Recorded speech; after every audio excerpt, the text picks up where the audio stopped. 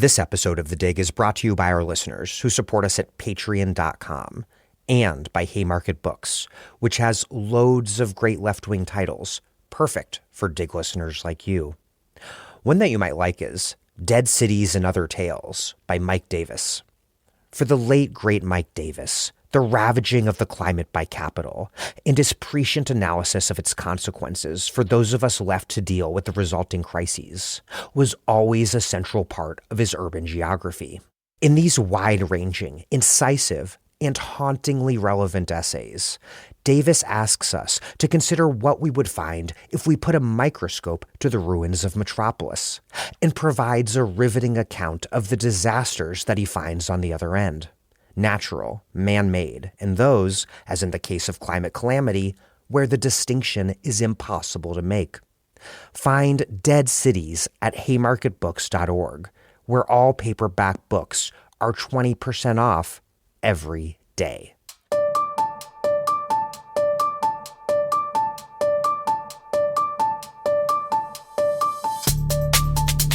Welcome to The Dig, a podcast from Jacobin Magazine. My name is Daniel Denver, and I'm broadcasting from Providence, Rhode Island.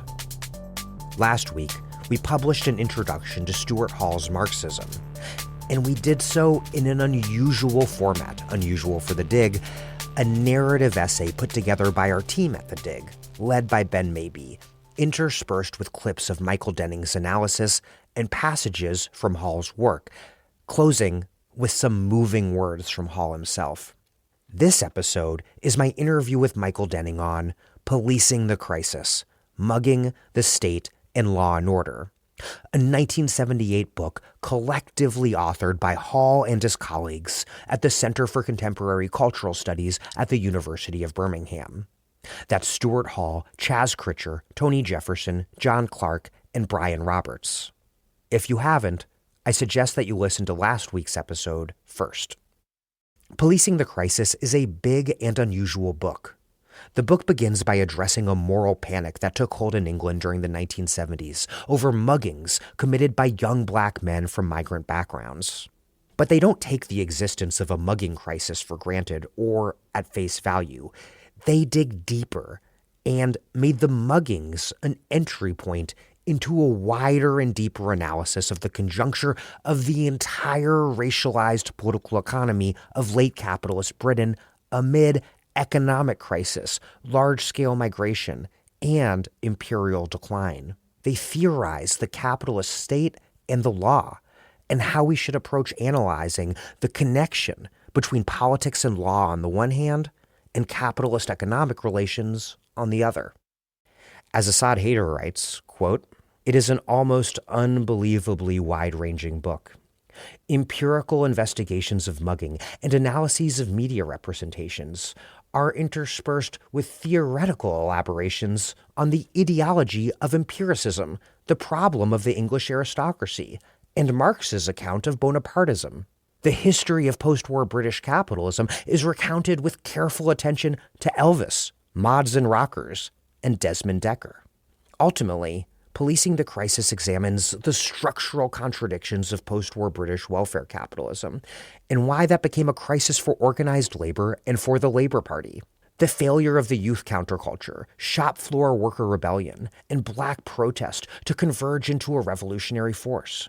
How racism and colonialism had divided the working class against itself, and what that meant for how to think about young black men precariously attached to or entirely outside of the formal labor market. The sort of young black men who were being policed into the folk devil face of the crisis. They theorize why this all led to a general crisis, a crisis that was resolved on right-wing terms, an authoritarian turn, the imposition of, but also very much the consenting to, what they call a law and order society. Today, we would describe this as the origins of neoliberalism. It was an effort to theorize the specific mechanisms for the disorganization of the working class, its segmentation and segregation, which posed a challenge to socialist strategy and shaped the horizon of possibility for all politics. This book is a masterpiece, not because we should neatly transpose its insights from 1970s Britain onto the world today. Though, actually, for today's Britain, the United States, elsewhere, the historical echoes you'll hear will oftentimes be rather loud ones. Really, it's such a special book because it demonstrates a method of conjunctural analysis that we can and should apply anew today, and again from scratch tomorrow. It's not a book of eternally valid answers, but rather a model of how we should go about asking the questions about our world that will provide us with an understanding of that world conducive to developing strategies to change it. Before we get started, this podcast started out as a hobby in 2016 after I got laid off from my last reporting job. Then the Dig became my part-time job, and then my full-time job. And it also became a bunch of other people's part-time jobs. That's because as the podcast began to build an at first modest and then larger audience, and we started to figure out what the hell we were doing, listeners like you started to contribute at patreon.com/thedig. That's why we can put the Dig out free to everyone, listeners across the U.S. and all over the world. We get money from magazines and book publishers for ads, and that does help. But the bulk of our funding comes from you, our listeners.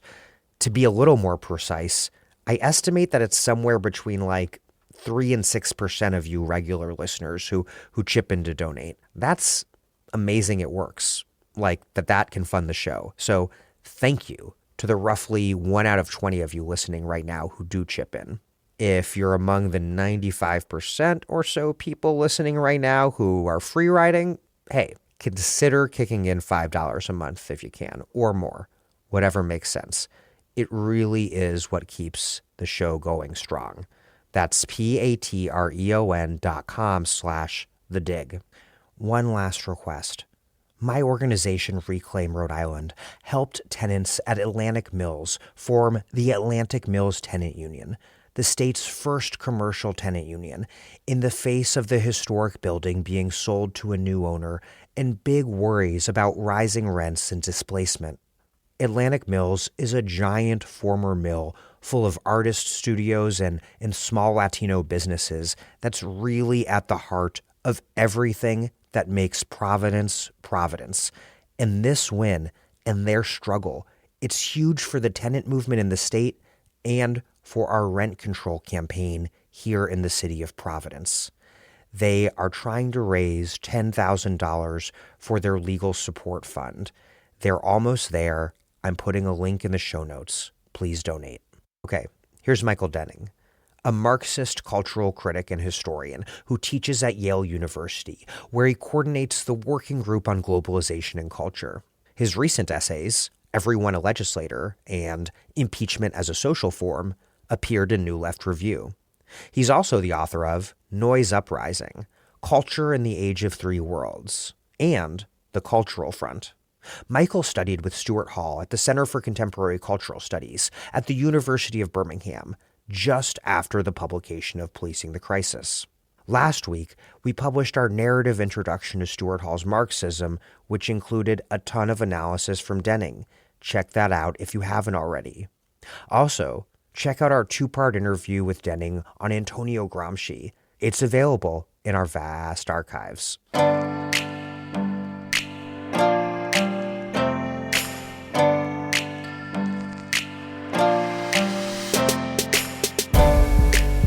Michael Denning, welcome back to The Dig.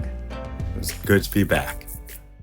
We should start by explaining what kind of book Policing the Crisis is. On one level, it's about a moral panic over mugging in English cities, but what it's really doing is getting behind and underneath that panic over mugging to undertake an analysis of the conjuncture of the entire racialized political economy of late capitalist Britain amid economic crisis, large-scale migration, and imperial decline. It's also a theorization of the capitalist state. It's about how the structural contradictions of post-war British welfare capitalism led to a general crisis that was resolved on right-wing terms, an authoritarian turn, the imposition of what they call a law and order society.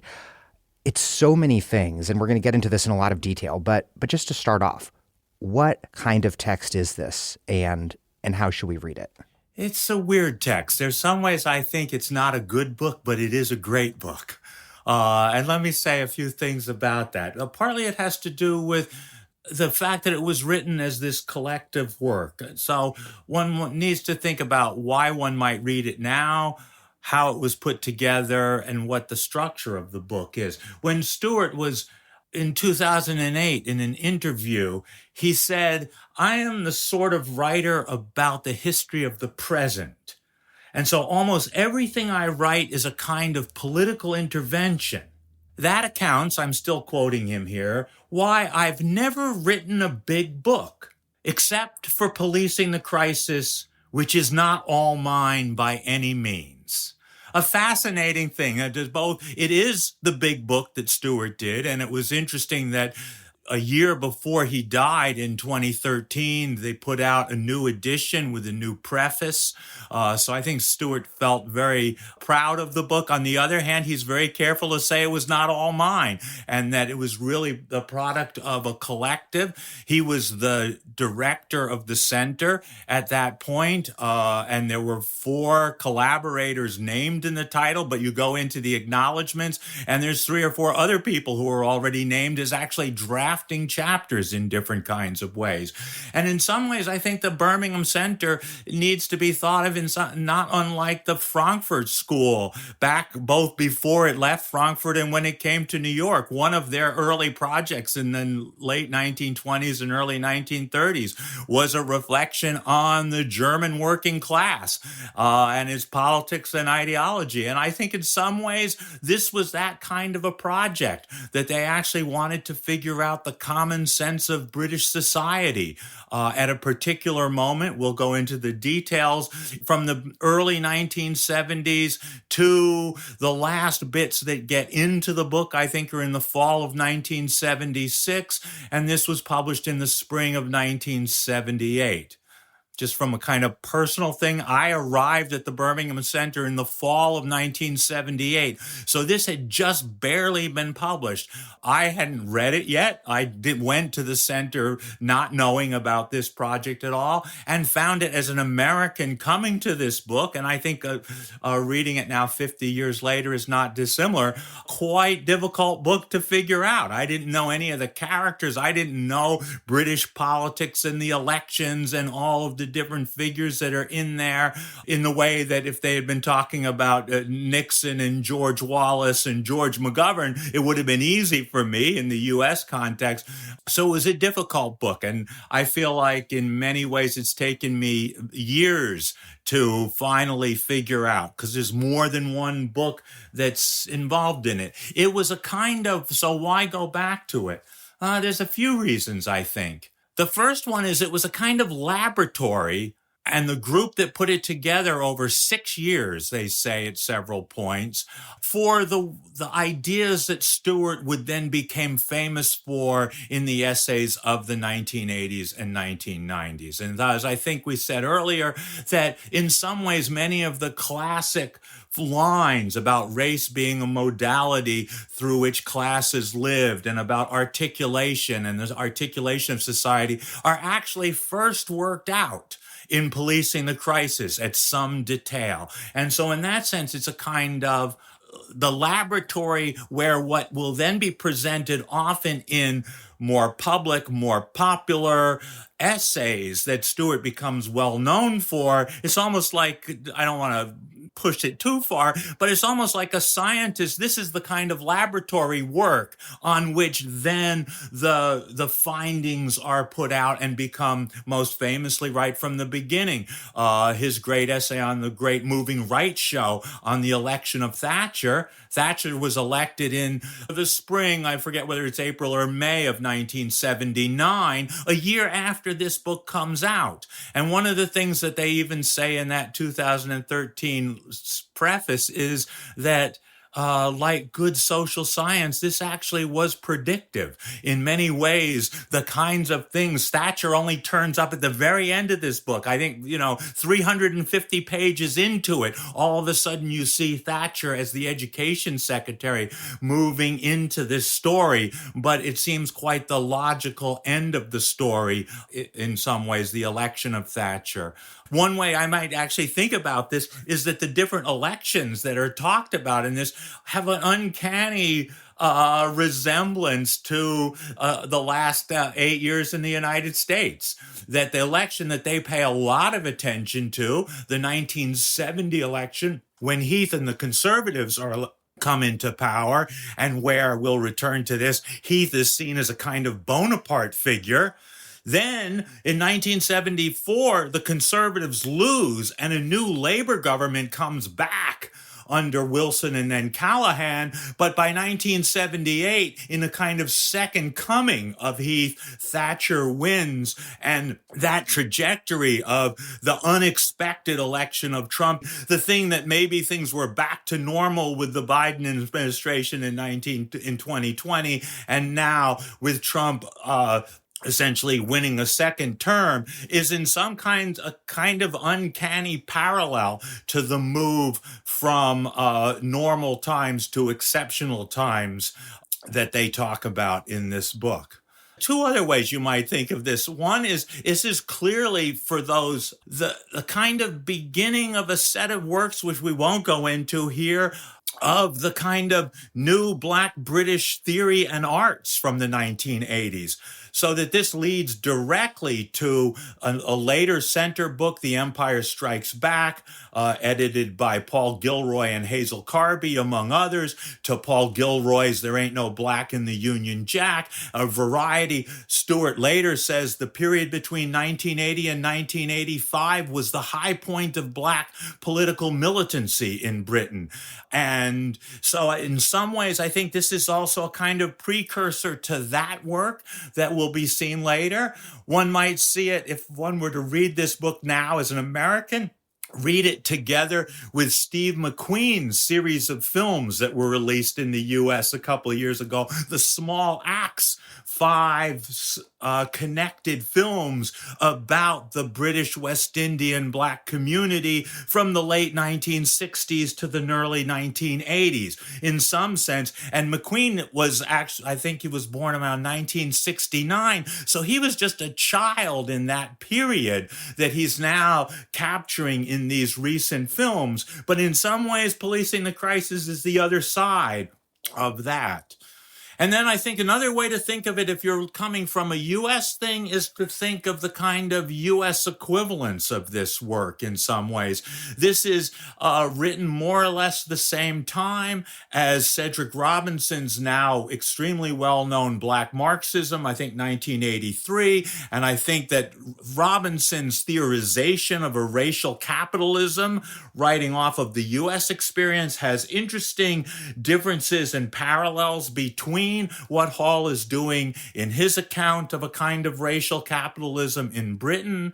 One might think of the work of, just thinking of Hall's own contemporaries, of Angela Davis, beginning, though she becomes to sort of international recognition earlier because of the trial, her imprisonment, the autobiography, that really her work on prisoners' struggles, on the abolition of the prison industrial complex, leading to works like Ruth Wilson Gilmore's The Golden Gulag. In some ways, Policing the Crisis is a kind of other side of the Atlantic to those works. So those are some of the ways I think that one might actually think about why you might read this and how you might go about reading it.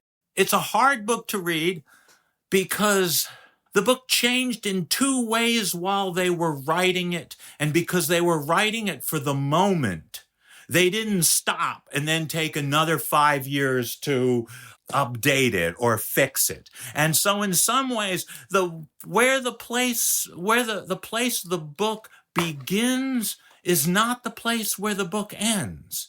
That things change from, so let's say something about where the beginning of this is. This starts in 1972-73. That's the moment of the mugging panic, when all of a sudden mugging, which had not been, by their accounts, a figure in the news and in crime reportage in Britain, all of a sudden in August or thereabouts of 1972, there were reports of this U.S. crime coming to Britain. And then there's a whole set of newspaper articles, whether or not they were particularly attentive to that. In the fall of 1972, I'm not sure, but one of this group is actually living in Handsworth, a neighborhood in Birmingham, Chaz Critter, working not only he's just graduated from college. I think he had graduated in 1969, so he's young, right out of college.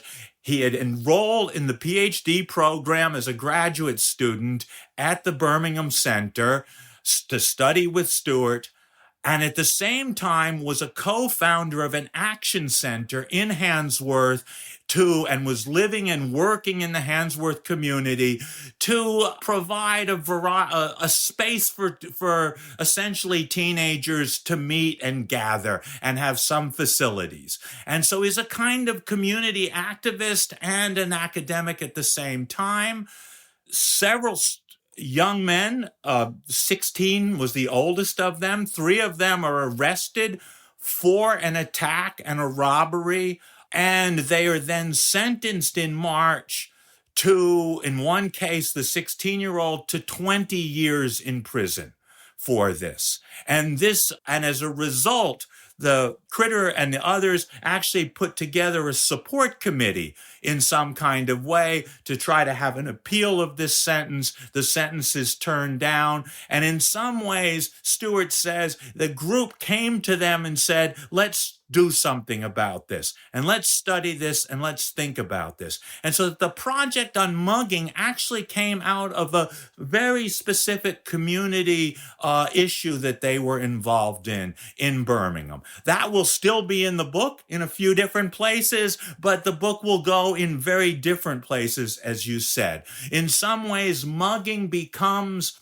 like the commodity was for Marx, the simple form that one could, if you analyzed it deeply enough, could show the entire society. And in some sense, that's, I think, one of the most interesting reviews of the book at the original time is someone said, wow, this is like someone took a small melody and created a whole symphony out of it. And in fact, the reviewer wasn't sure that it completely worked in that way. But in some sense, I think that actually captured what happens in this book, is that by analyzing the simple form, what is this thing mugging? What does it mean? They start out saying this doesn't seem to be any different than street crimes that have gone back hundreds of years in Britain. There had been a similar garroting craze or panic in the 1860s and people were being garroted. It came and it went in the early 1860s.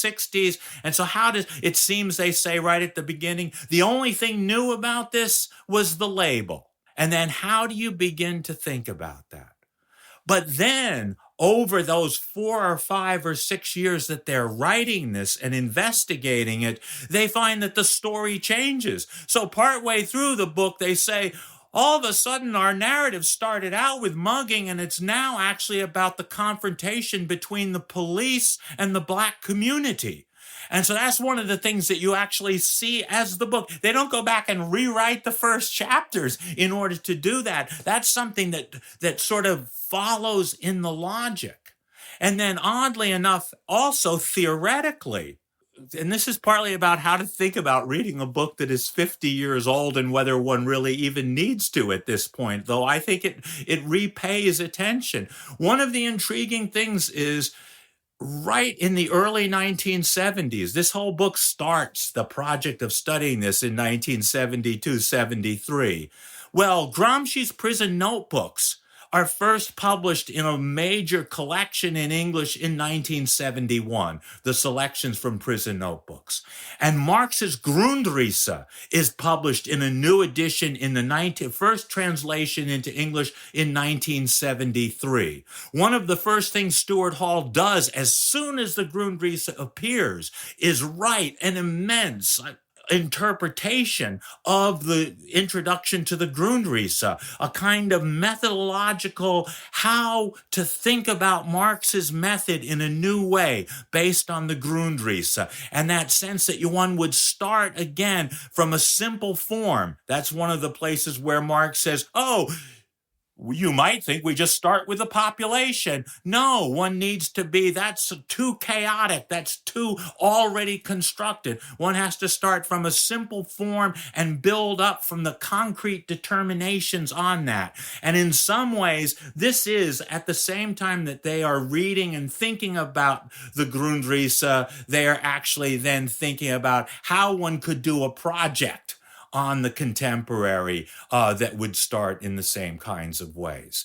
And so as the book goes on, again, the first parts of the book are really dominated by the kinds of sociology of subcultures and the criminology of deviance that had come out of radical criminology in the late 1960s and was where they started. You don't actually see Marx or Althusser or Poulantzas or Gramsci turning up until halfway through the book. And all of a sudden that creates a kind of change in the way the analysis is done. So there's almost a kind of spiraling levels. The images that they themselves give is one where all of a sudden what they look at gets reversed or inverted. Or you have to take a detour. Follow us on a detour because we have to do a detour. Or later in the great part 3, where they basically say, wow, all of a sudden what you thought was background now has to be foreground. It's not actually the background in some sense. And so the whole history of post-war Britain that is outlined there is done now not as kind of a background to Bunging, but as a new kind of foreground, as you might understand this. Policing the crisis is a conjunctural analysis, which, drawing on Gramsci, it's an analysis that examines particular moments of a social formation as it moves from hegemonic stability to crisis, from crisis to hegemonic stability. And it's about mapping how the development and resolution of contradictions at various levels of a social formation, economic, social, political, how that structures that movement. And I want to reprise briefly what hegemony is and how it works, something we discussed in a lot of detail in the 2-part series we did on the prison notebooks. In short, hegemony is achieved when a ruling class fraction, a fraction just meaning some section of a class, is able to extend its dominance from the sphere of production, the economic realm, that's dominated by more raw capitalist class power up through the superstructure, through civil society, up to the state. And there in the state, a coalition of class fractions led by elites, but critically incorporating certain subaltern fractions, they form what Gramsci calls a historic bloc.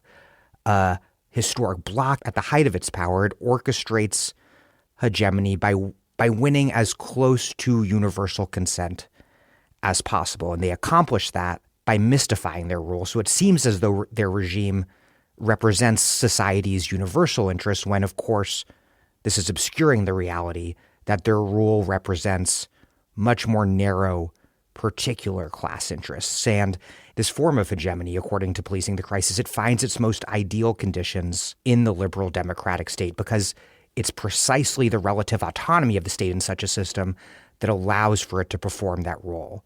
This role where it can establish a sphere of seeming political freedom that mystifies the profound domination that fundamentally structures the economic sphere, and thus that fundamentally structures the entire social formation. By contrast, the degree to which a regime must rely on coercion, that reflects a crisis in the dominant order.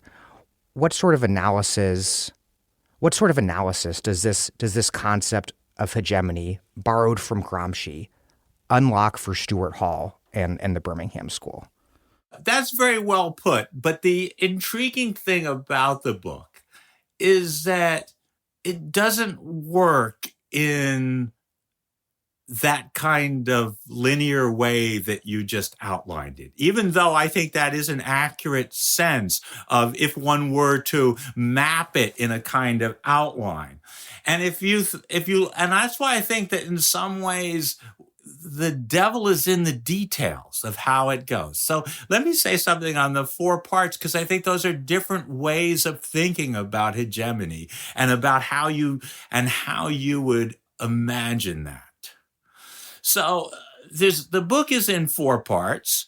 The first one, and in each one it returns at the beginning of those parts to mugging and then gets further and further away from that. And the first one actually is, and is perhaps not a surprise because Hall himself had come out of really literary and media studies, is a kind of account of the news coverage of mugging, and asks a question, and in fact, there is a long and interesting digression in that part, which is a sort of theory of the media.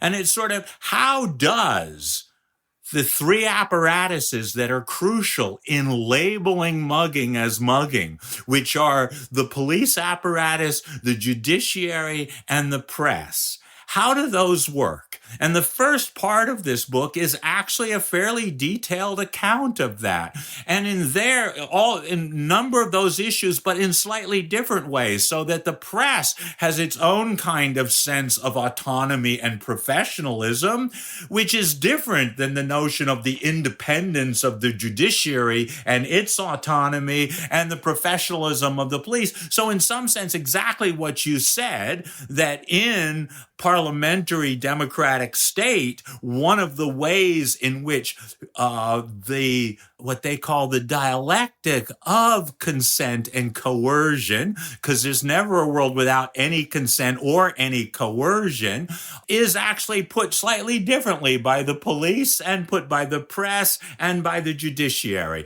And that's that first one. Then the second part is actually a quite different part of Gramsci, but also about hegemony, which is, how is this saturated in the common sense of ordinary people in Britain? And actually there, Hall puts together 2 quite different traditions. On the one hand, the British cultural studies tradition going back to Richard Hoggart's The Uses of Literacy, which is a kind of dense account of the daily practices and beliefs of British working class culture as a kind of common sense, and Gramsci's idea of common sense, which we talked about as well, to sort of think, how does one, and the case study will be, how are what they call traditionalist ideas of crime, a sort of folklore of crime, how are these saturated in the society in general?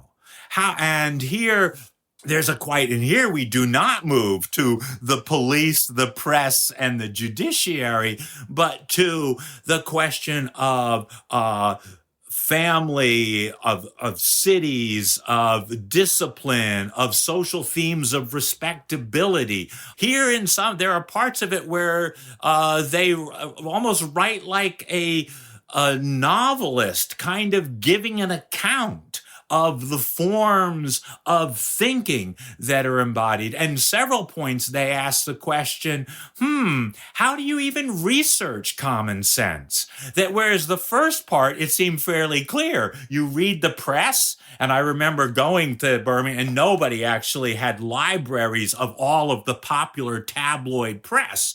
And so they actually collected in their library stacks and stacks of these tabloid newspapers to see what what the tabloids were writing about this. And so that was a kind of, you could do that research. You could see what the police were issuing. You could see what the judges were saying. You could see what the press are saying. But they ask about a third of the way through the book, how does one study common sense? You can't just ask people. You can't interview. If you ask people questions, that's not what you're going to get. And they use a few different ways. One of their things, which is kind of interesting, is using letters to the editor. And they actually analyze letters to the editor, both in national press and in local press. They do call-in shows on the radio, which were emerging at that point.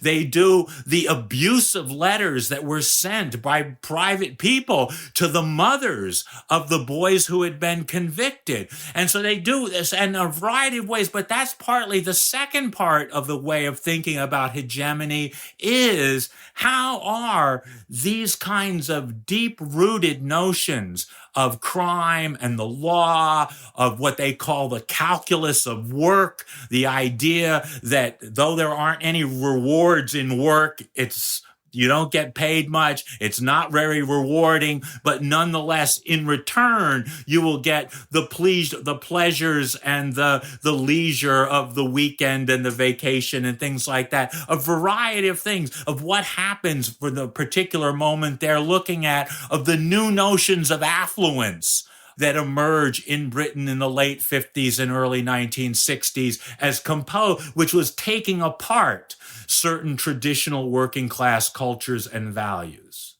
Then all of a sudden, in part 3, we move to a whole different way of thinking hegemony. And this is this amazing, what I think of as their version of Marx's 18th Brumaire, where all of a sudden we get an account almost year by year of what you just said there, the different political historical blocks that come to power, the different parties. And they say it's not simply the oscillation of political parties, but a whole sense of how the consensus changes. And they don't want to say the parties are not different. As they say, Marx always distinguished between the Orleanists and the Legitimists. The parties are not identical, but they are different fractions of a ruling class. And so that part, which is all of a sudden moves to a very different register, is a new theory of the state, which comes in that third part. And all of a sudden now we're no longer with press and police and judiciary, but how does one think about the state as a whole? And then how does one think about the changing regimes, political regimes in the state? And that's the moment where they most say this is an account of the conjuncture. And the conjuncture is a conjuncture, oddly, following that of the 18th Brumaire in Marx in some ways, of revolution and counter-revolution. And so this is, oddly, for police, there are things in this book that are not evident on the surface of the book. There is an account of the emergence of the new left, the counterculture, the forms of political insurgencies, student movements, the accounts of what's taking place in Ireland, the new civil rights movement in Ireland in 1969, and then the counter-revolution of whose slogan was law and order. In some ways, I think if you go back to the Marx of the 18th Brumaire, Marx talked about the party of movement and the party of order. In some sense, the story in Policing the Crisis is the party of the counterculture and the party of law and order. And much of that bit will be about those two different moments. And even there is a sense that the counterculture was a revolution of and in the superstructures, they write partway through that. And so part of this is an attempt both to capture what was new, innovative, and experimental of the movements of the 1960s. The underground press will be one of their examples, partly because, and then what happens when the law and order crushing of that comes place. And there are indeed instances of the closings and shutting down of the underground press. And so that part of the book is really a kind of almost year by year account of that. It would be as if they published it in 78, most of it the last 10 years. It's as if someone right now were to write the entire history from 2014 to the present. And that is both what's so exciting about it, why no doubt it is limited. Historians with news sources would probably say they got this wrong, they got that wrong. It's both general, but it's a kind of synopsis that is very powerful on thinking about exactly those moves in the conjuncture. As if they'd written that history from 2014 to the present, but written the whole thing contemporaneously rather than retrospectively. Exactly. It had written it, yes, between 2020 and now or something. Yes. So, and that's one of the things that changes. Indeed, the very last part of that chronological story in part 3 actually appears in part 4, where they actually have a little section that on 1972 to 1976, ending with the Notting Hill riots of 1976, that an editor probably would have said, "Oh, you should put this in the narrative of the crisis." But in some sense, I think they had already finished the narrative of the crisis. The crisis continued, so they continued writing. And then the final part of that, which really is, and they never put it as clearly as this in the book, but in the preface to the republication, the structural position of and the political forms of struggle amongst Black people. And that final section, a very powerful 100 pages, is of thinking about the structural position of the Black community in Britain, the new forms of political activism that have emerged during the years that they are writing this book. In those years, this is the moment when all of a sudden a whole set of new, if in the middle of the book, one sees Poulantzas and Gramsci and Althusser and Marx emerge. When you get to the final quarter of the book, all of a sudden there is a debate and engagement with the new Black radical magazines, Race Today, The Black Liberator, and the theories that are taking place in the Black community. That Fanon. And Fanon, yes, and the take-up of Fanon and Cabral, the Black Panthers in the U.S., and all of a sudden this is a quite different section of the book than the first section of the book. It's what makes it such a difficult book, I think, to read and keep track of, because it's very long and very dense, why it's so rich. One way I think sometimes you could actually see it almost as a collection of essays, some of which are spectacular, others are less. In my own notes, I like that. This is a great essay on the concept of common sense, and it's like 15 pages where it comes together. And then it's almost like you move to a different level, a whole different story in some kind of way.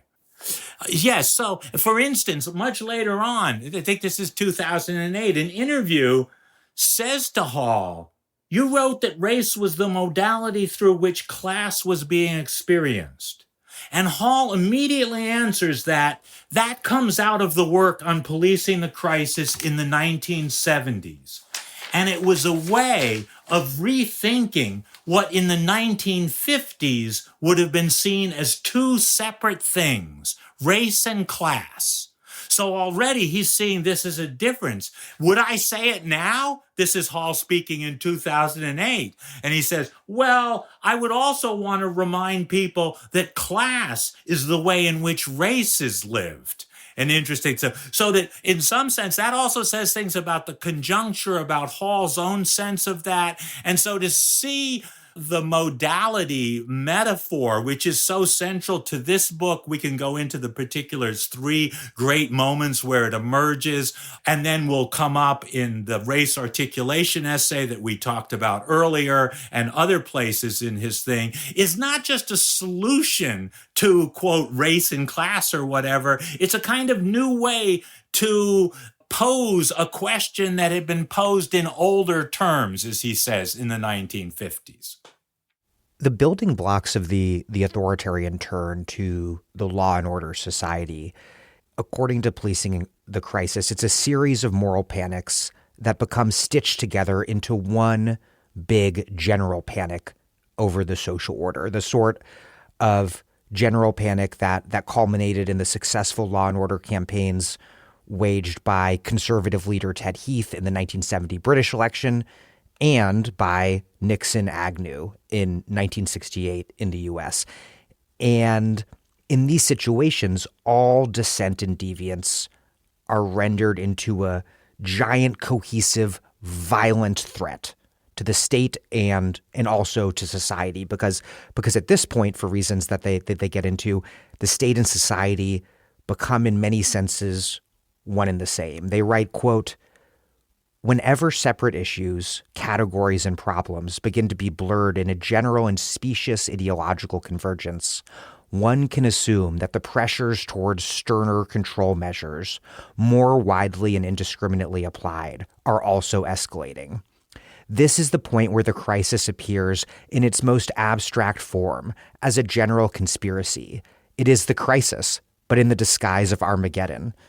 The moral panic appears to us to be one of the principal forms of ideological consciousness, by means of which a silent majority is won over to the support of increasingly coercive measures on the part of the state and lends its legitimacy to a more than usual exercise of control." Those are a few different passages I pieced together there.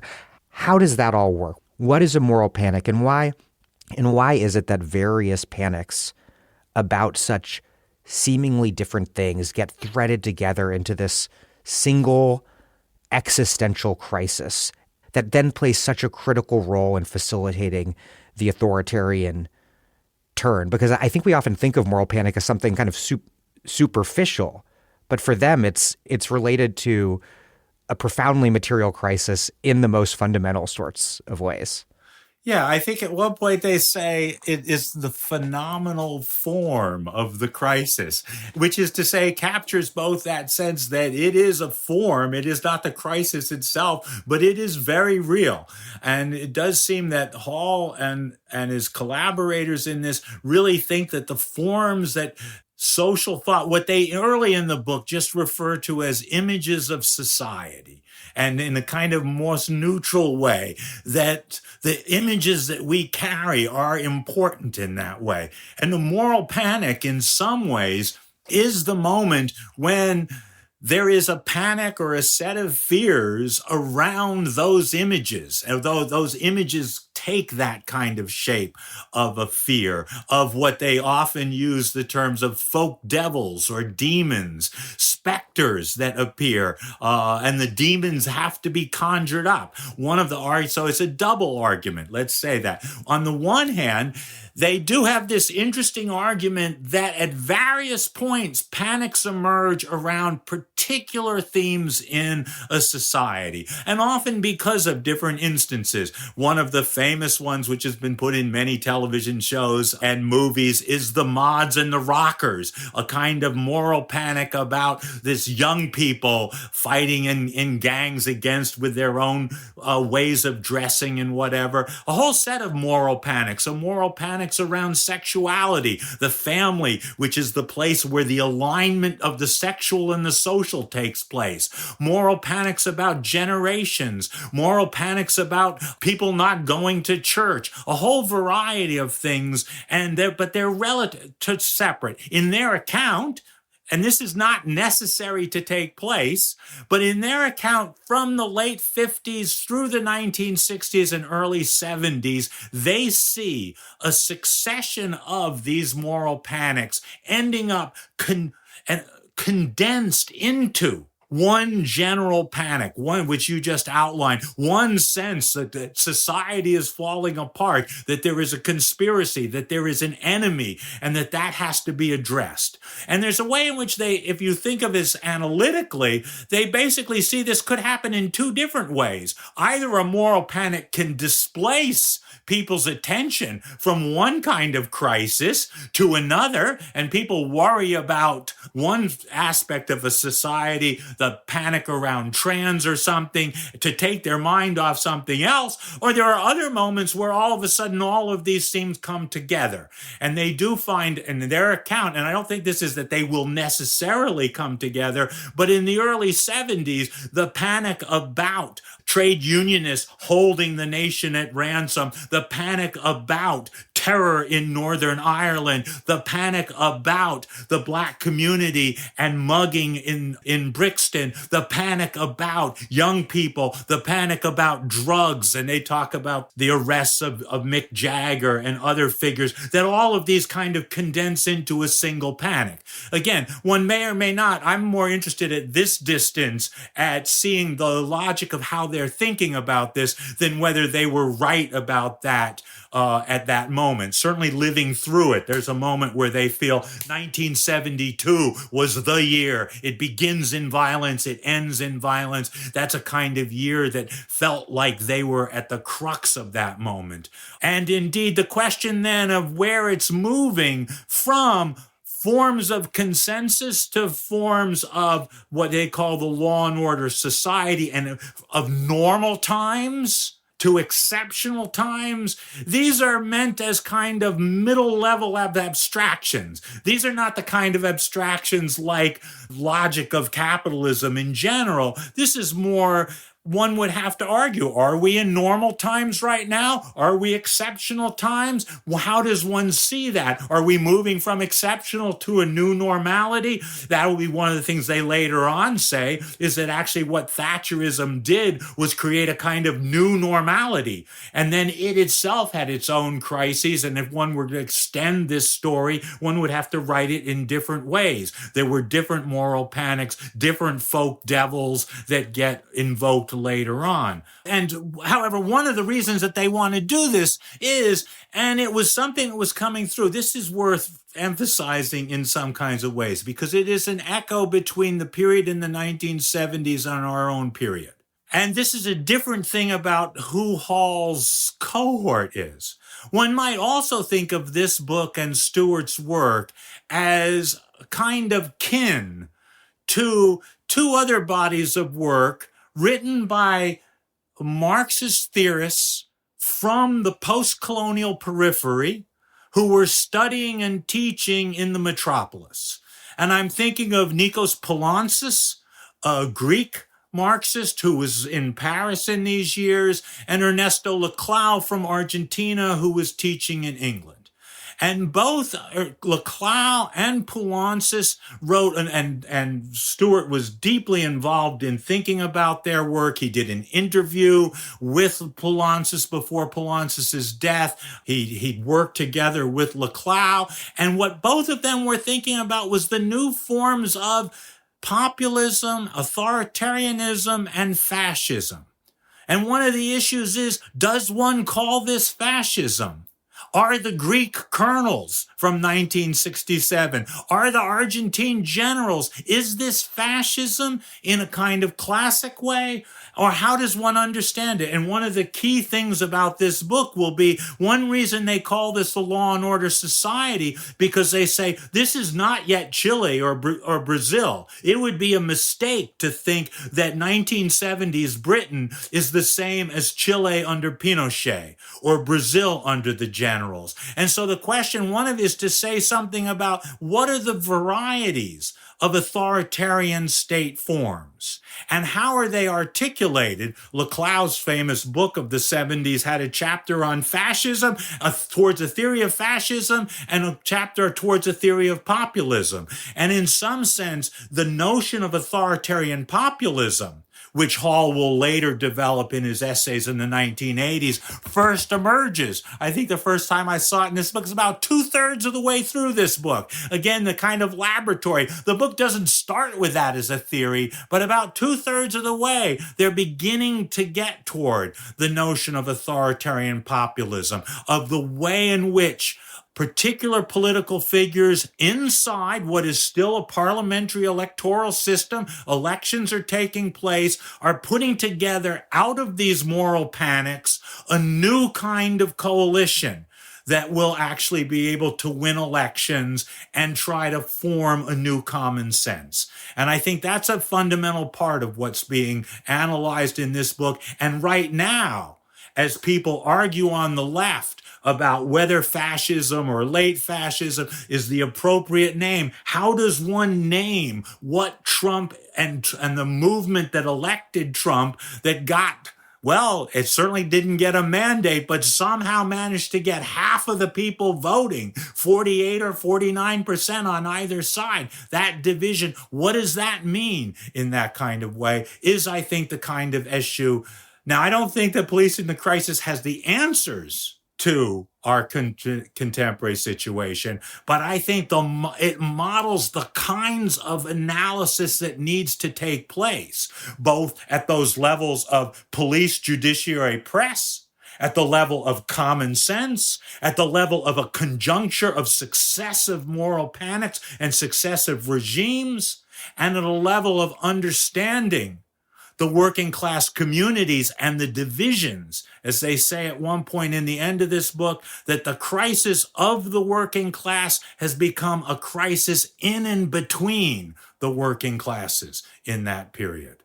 They write, quote, "The simple slogans of fascism are more than useless here.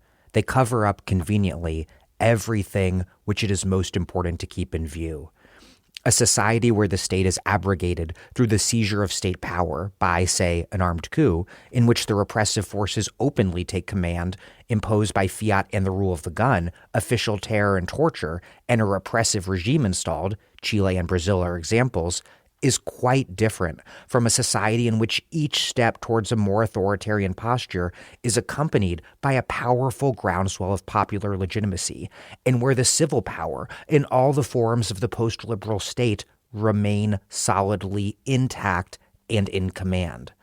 Again, we have few theoretical and analytical tools or comparative evidence with which to characterize more deeply the slow development of such a state of legitimate coercion. And it does seem like today that a lot of the more mainstream liberal reactions to Trump, I mean, less today, maybe more 2016, 17, are precisely to avoid the hard work of figuring out that analysis of how we get to these more legitimate forms of coercive society. And indeed, one of the terms that they use several points is, and particularly because the kind of binary of consent and coercion is so commonly used, they have a fascinating discussion of the mode of constraint, which becomes one of their names for that intermediate space. That moment when the dynamics of consent are beginning to fall apart, but one hasn't moved into a society based completely on coercion, and the kind of modes of constraint becomes a kind of key term for them thinking about the forms of activity that are taking place in mid-1970s Britain. And that cross, and they include the trade union. This is a very powerful, one wouldn't see it on the surface of this. This is one of the most powerful accounts of the industrial unrest. I believe it's 1972 that they say is the largest number of strikes in Britain since 1919. And so there is a tremendous amount of industrial unrest. It is rank and file unrest because of the failure of the trade union leadership and the Labour Party to be able to, well, actually, that's probably the wrong way to do it. They actually begin by analyzing what is necessary for a Labour government or a social democratic government to do when it is ruling in capitalism and why it is then forced to enforce certain kinds of wage constraints and then that point and are kind of stuck in the middle. And as a result leads to what they at one point call a kind of anarcho-syndicalist subterranean element inside British traditional working class culture that leads to a set of strikes across engineering, which is their word for the auto industry and the metals industry, across the new largely immigrant, Asian immigrant factories in a number of places. And so this actually, in the midst of all of this, is not only an account of the counterculture, what's taking place in mugging and in the streets, what's taking place in Northern Ireland. There's a kind of day-to-day account of the unrest and the strikes and the new industrial legislation. The legislation, that will be one of the ways in which the law and order is enforced. New legislation against immigration, new legislation against trade unions, and new legislation and emergency acts in Northern Ireland. And so it becomes in that part of the book a kind of account of the condensation of these different legal strategies as well. Let's get into the Labor Party and then the labor movement. Policing the Crisis cites Gramsci about that moment, quote, in their historical lives where social classes become detached from their traditional parties, which are no longer recognized by their class or fraction of a class as its expression. Such situations of conflict, though having no doubt their moment of origin deep within the economic structure of the mode of production itself, tend, at the political level, to reverberate out from the terrain of the parties throughout the state organism.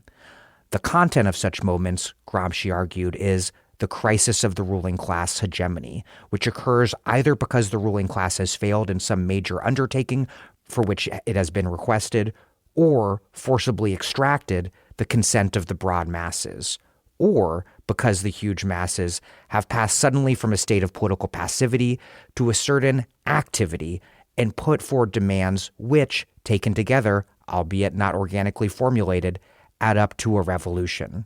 A crisis of authority is spoken of. This is precisely the crisis of hegemony, or general crisis of the state. And as you were getting at there, the British case that they're examining, it's the situation where the post-war boom put labor in a highly contradictory situation of being committed to maintaining a capitalist growth machine that funded the welfare state. But when that order entered into crisis, the Labor Party found itself trying to save capitalism through a corporatist approach, by which they mean co-opting organized labor through an appeal to a general national interest, a dynamic that led labor leader Harold Wilson to attempt to mobilize that appeal to the national interest to put down the very sort of labor militancy that the Labor Party would have required if they were to put forward a meaningful alternative that could exit or provisionally resolve the crisis. And I want to read a little bit more here. They write, quote, "Laborism has emerged as an alternative party of capital, and thus an alternative manager of the capitalist crisis, at the most fundamental political level, and shaping every feature of the political culture before it. The crisis of British capitalism for the working class has thus been also a crisis of the organized working class and the labor movement. It has been of profound importance that the major strategies for dealing with the crisis and containing its political effects have been drawn in large measure from the social democratic repertoire, not from the traditional party of the ruling class. The dislocations which this has produced in the development of the crisis, as well as the resistances to it and thus to the possible forms of its dissolution, have hardly begun to be calculated." And I think this is so remarkable because, of course, right now in the U.S., we're witnessing this powerful process of what's called class de-alignment of the working class away from the Democratic Party, either to the MAGA right or just in favor of resigned alienation. And across Europe, in recent decades, we've seen the collapse in this traditional relationship between social democratic parties and organized working classes, something known often as PASOKification, named for the Greek Social Democratic Party PASOK. What is Policing the Crisis's theory of the political party here, particularly the working class or social democratic party? Why is it that party de-alignment plays such a central role in the crisis of hegemony? Because it feels very, very familiar. First, that Gramsci quotation about crisis of authority is one that turns up at 3 different points in this book. It is a really central one. It's one of the ones that they are imagining, and in the kind of the recursive structure of the book is they get to it and then they come around and it comes back and it comes back again. And in some sense, one might think of this as being a book that is not a single answer to how to explain the crisis of authority, but a variety of different answers to understanding the crisis and crisis of representation and crisis of authority. The second point, I think, is that at this moment for them, it really is the crisis of the social democratic repertoire of managing the society. And they make a good deal of how labor and what laborism sort of meant was built around tripartite bargaining between the government, the unions, and the employers. And in some sense, one of the intriguing things they say as a sign of the crisis is when the Tories first come in, Heath refuses not only to meet with the Trade Union Council, the equivalent of the AFL-CIO, but also with the Business Council. He wants to give up on tripartite the entire process. And then, because of the crisis in particular, he's actually forced back into it, and then we see it. And in that sense, I think the second half of the book is really when Thatcher carries through what Heath had hoped to do and essentially eliminates the social democratic model completely by the 1980s. And so in that sense, this still seems like the moment when that crisis of laborism is still in crisis, and not that it's actually been where laborism is now a historical past that one might mark from Thatcher's crushing of the miners' strike, which has become, again, it's there in television programs and movies as kind of the emblem of the breaking finally of that the contract that had been set up after World War II, the laborist social compact. And that's why, in some sense, I think it would be hard, and indeed you see it the same thing in the early 1980s in the United States, Reagan's breaking of the air traffic controllers strike, the Pittston strikes in the mines, the really making striking illegal in the United States when basically the Supreme Court says in the early 80s that you can bring in replacement workers. And so basically, if you look at the numbers of strikes, they just drop from the 1980s on for several decades. So in some sense, I feel like the story of the crisis of laborism and the social democratic deal, so to speak, doesn't speak to our particular moment. If anything, our particular moment is the New Deal that is constructed by the Clinton-Obama years in some kinds of ways of some, and we won't talk about this here, but there's some kind of neoliberal liberal deal that is established between Clinton and the Obama years that in some sense the new crisis is the falling apart of that. And the failure of Biden and Harris to keep that alive in some ways, I think, was seen as that. The third, however, is about parties in general. One of the things that happens in the fourth part of this book is a new theorization of what throughout the book they've been talking about as the British working class. And the final part of the book is to basically say that the Black British working class is two different working classes, is part of two different histories. On the one hand, it is the overseas part of the history of Caribbean labor. And that one can't understand Black workers in London without understanding the long history of colonial labor in the Caribbean and colonial labor in India. But it is also part of the history of the metropolitan British working class. And one of the intriguing things that they do in that final section is not to use some kind of abstract or mathematical thing about whether one part, this is the sub-proletariat or the reserve army, is to suggest this is the intersection of two different histories that at some global level is all one working class, but historically has been divided from the 19th century between the particular dynamics of working people in England and Great Britain and the working people in the colonies from Ireland to Jamaica to India, and that has actually now come together in trying to understand the particular structural position and the political forms of Black British community in the 1970s. And as a result of that, if I just finish on this one, is that they end up quoting, parenthetically, but I think quite strategically, C.L.R. James's argument against the notion of a vanguard party, because James argued no party could represent a class that was this divided.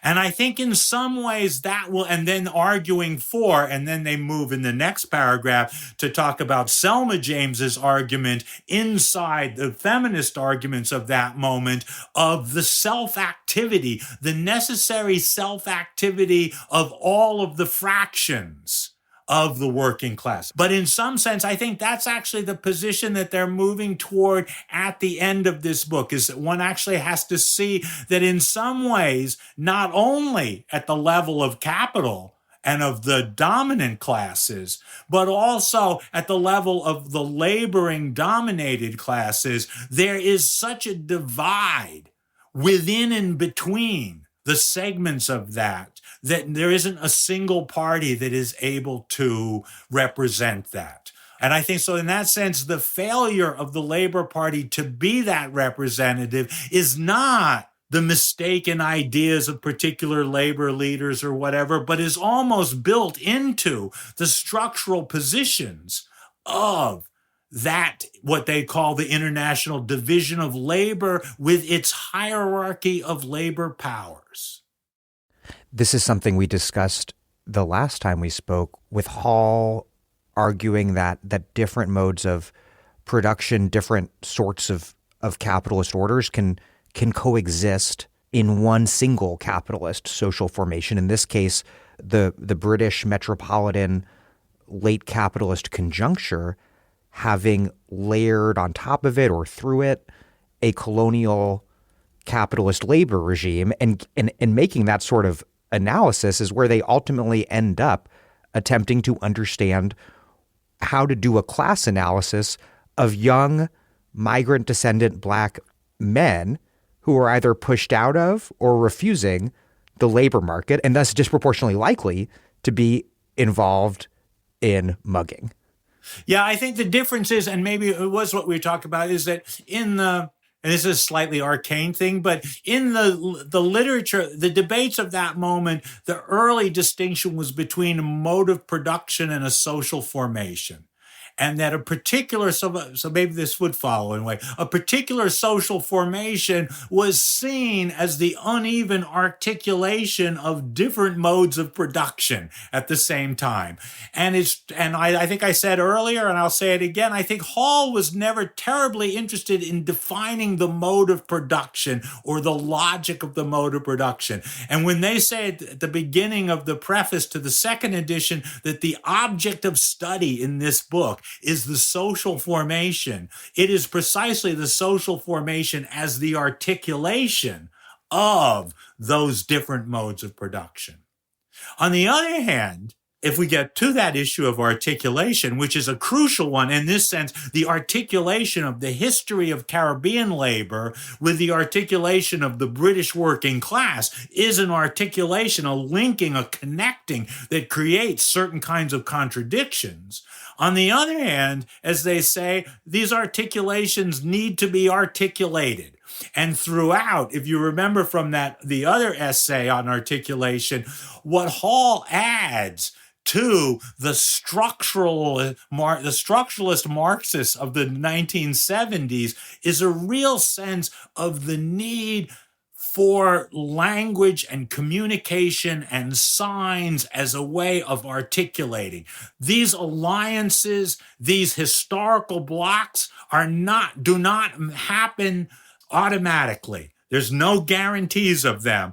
A social panic does not happen automatically. The demons, they say at one point, have to be summoned up. They have to be conjured up. And there's a number of people, from Mrs. Whitehouse to Sir Keith Joseph to Margaret Thatcher at the end, who are actually populist figures and Enoch Powell will be one of the fundamental ones throughout this book, who will be the racist figure who enunciates what will be outside of the Tory consensus at the beginning, but inside the Tory consensus by the end. What seems to be scandalously racist ideas at the beginning, which become common sense. And that the figure of Powell, who one might imagine would be the equivalent of a figure like George Wallace in the United States in that period, albeit with various, it's a weird analogy in a certain sense, but in many ways, Powell is that figure of articulating a kind of racist populism in that period. And so there are a number of times in this book where articulation appears not just as the kind of abstract word, but as the figures who articulate, who are the articulators of a certain common sense, a certain moral panic, a certain kind of political position. What's at stake in this distinction that Policing the Crisis is drawing against a reflex to describe young, unemployed, maybe criminally involved or criminalized Black men as part of the lumpen proletariat? It obviously has a pretty negative connotation in Marx and the Communist Manifesto. They're the dangerous class or social scum. In the 18th Brumaire, corrupt, reactionary, and without a clear sense of class consciousness. Napoleon III was actually the, quote, chief of the lumpen proletariat. In Capital, it's vagabonds, criminals, prostitutes. The manner in which they determine that this group are not the lumpen proletariat is this analysis of the social formation of combining these features from the metropole and colony. But what's at stake in determining that they are in fact part of the reserve army and a fraction of a class rather than this stigmatized subclass of the proletariat? There's two things at stake, I think one would say. One is the stake of the issues at the time. And later on, in 2013, they write that though the approach in the final section might be superseded in its details, the issues it raises have not been resolved, or something to that effect in that sense.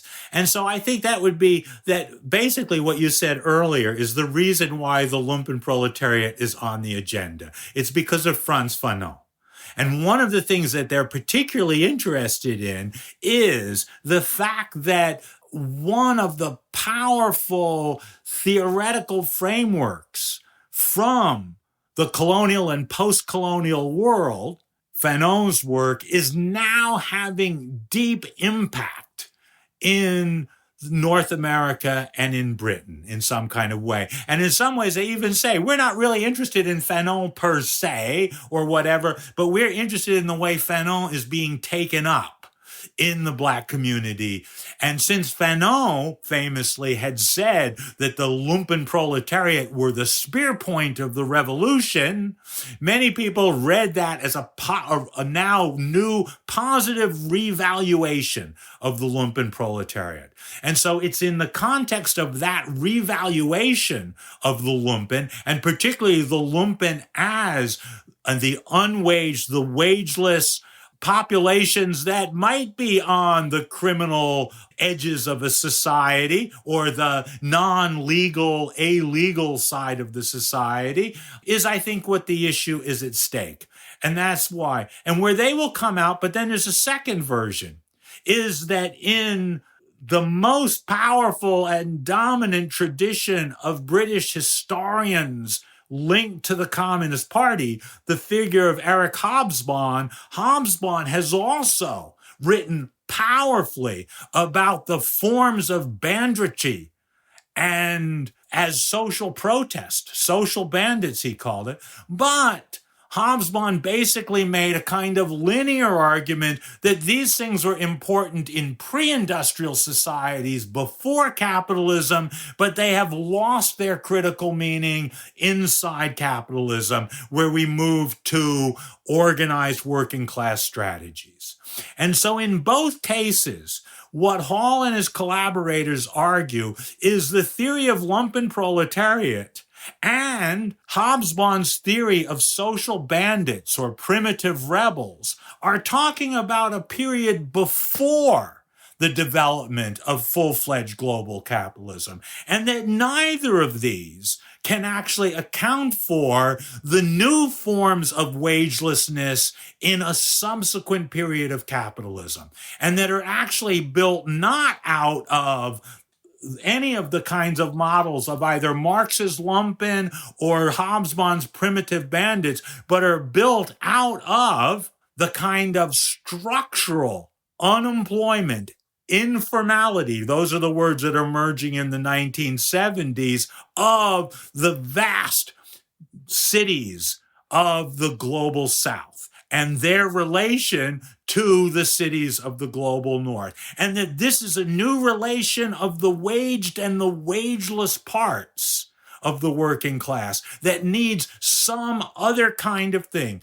And in that final section, I won't do all the details, but where they outline the two different readings, one by the group of people around Race Today, the other by the group of people around the Black Liberator, they end up and they give they sort of enunciate both of the positions. At the end, they say two things. Both of these are being written inside a Marxist framework, even though they disagree with each other, and both of them reject the return to the idea of the lumpen. And so I think in some kind of way, this is not just their own argument at the end of this book, but I think it is a kind of argument that, having moved through Fanon's rhetoric, there is among those figures in the Black militant community of the 1970s, the theorists that are there, a new way of understanding the particular relation of the waged and the wageless, of those who are working and those who either can't or refuse to work or refuse to work. And there's much of that. And the refusal will be one of the great New Left words. In general, remember, Marcuse theorizes much of the New Left as the great refusal, that sense that somehow they have been refused, but that they are also refusing work comes there. And I think the book ends not on a kind of,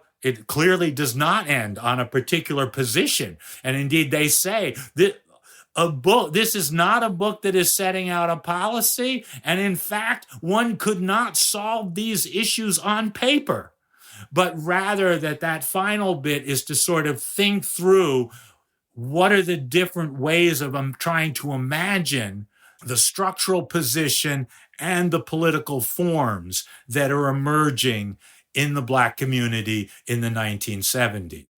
I'm Naomi Klein, and you're listening to The Dig, my go-to podcast for the most thoughtful, in-depth conversation on the left. It's an incredible place to be exposed to new ideas and new writing. And if you can, please become a sustaining supporter at Patreon.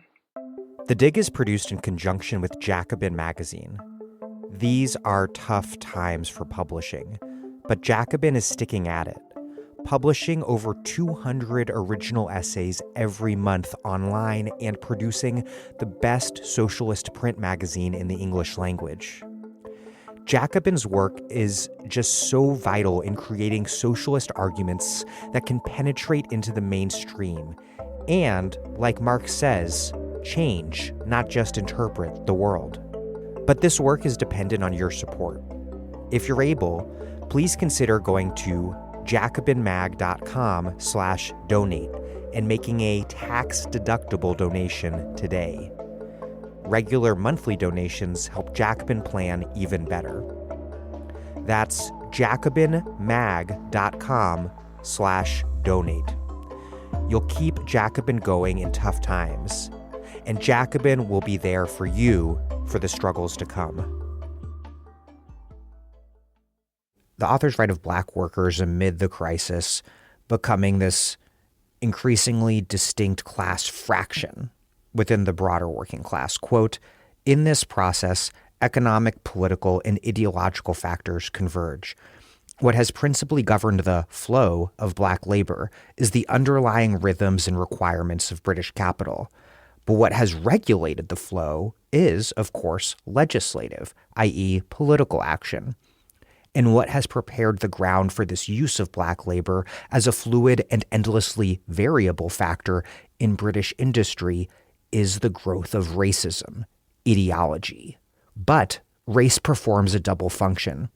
It is also the principal modality in which the Black members of that class live, experience, make sense of, and thus come to a consciousness of their structured subordination.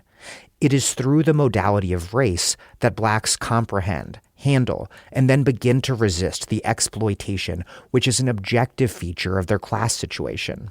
Race is therefore not only an element of the structures, it is a key element in the class struggle, and thus in the cultures of Black labor." As we've discussed, this is maybe Stuart Hall's most famous line.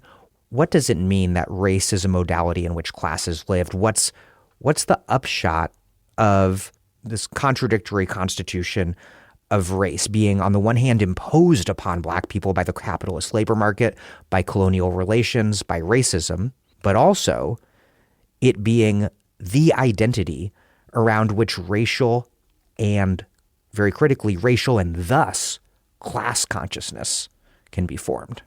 Here I want to stress in some ways Hall's literary background and Hall as a writer. Because I think one of the reasons this has been so powerful is because of the prose, not because it solves anything that, it's not like you could just solve this in kind of ways. And so it comes in a couple things. First of all, it's not just about race. The first time modality and the way people live things is earlier in the book when they're quoting from Poulancis.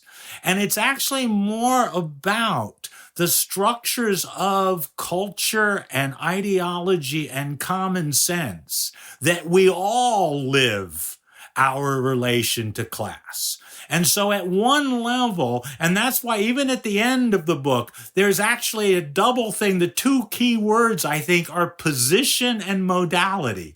That race is, on the one hand, a structural position that is constituted not just by the economy, but by the triple thing in that final section of the structures of schooling and education and skilling and what gives people their skills, the structures of work and worklessness, and the structures of housing, the residential places where people live. And so that the structural position of the Black community is analyzed through those three issues. And so race is a position in the first half of that.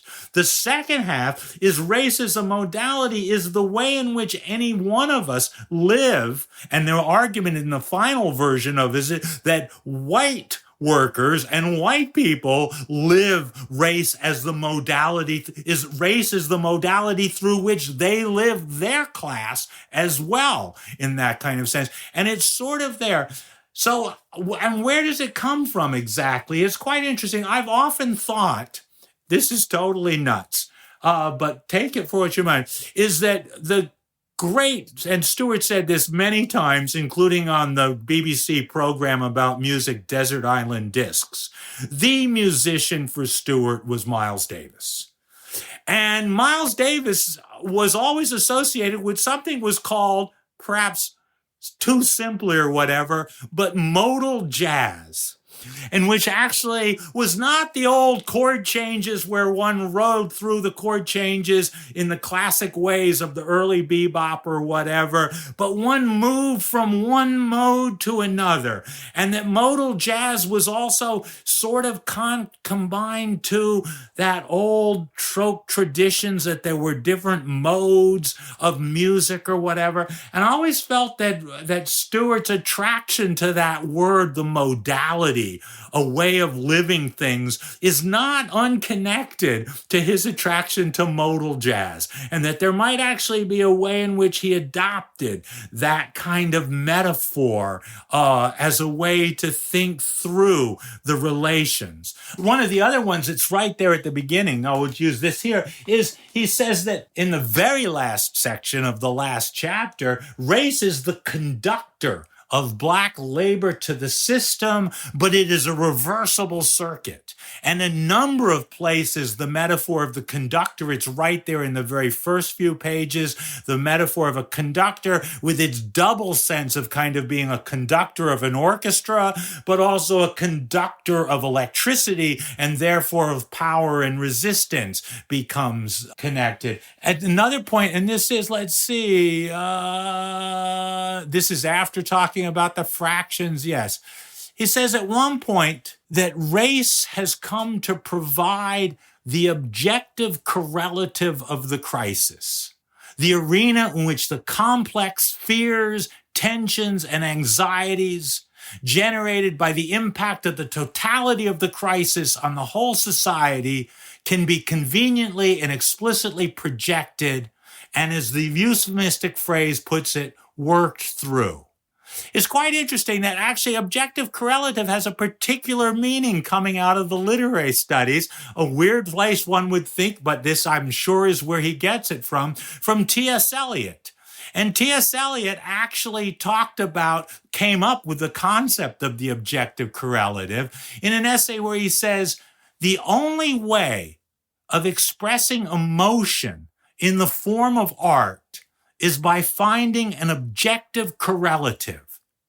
In other words, a set of objects, a situation, a chain of events, which shall be a formula for that particular emotion, such that when the external facts, which terminate in sensory experience, are given, the emotion is immediately evoked.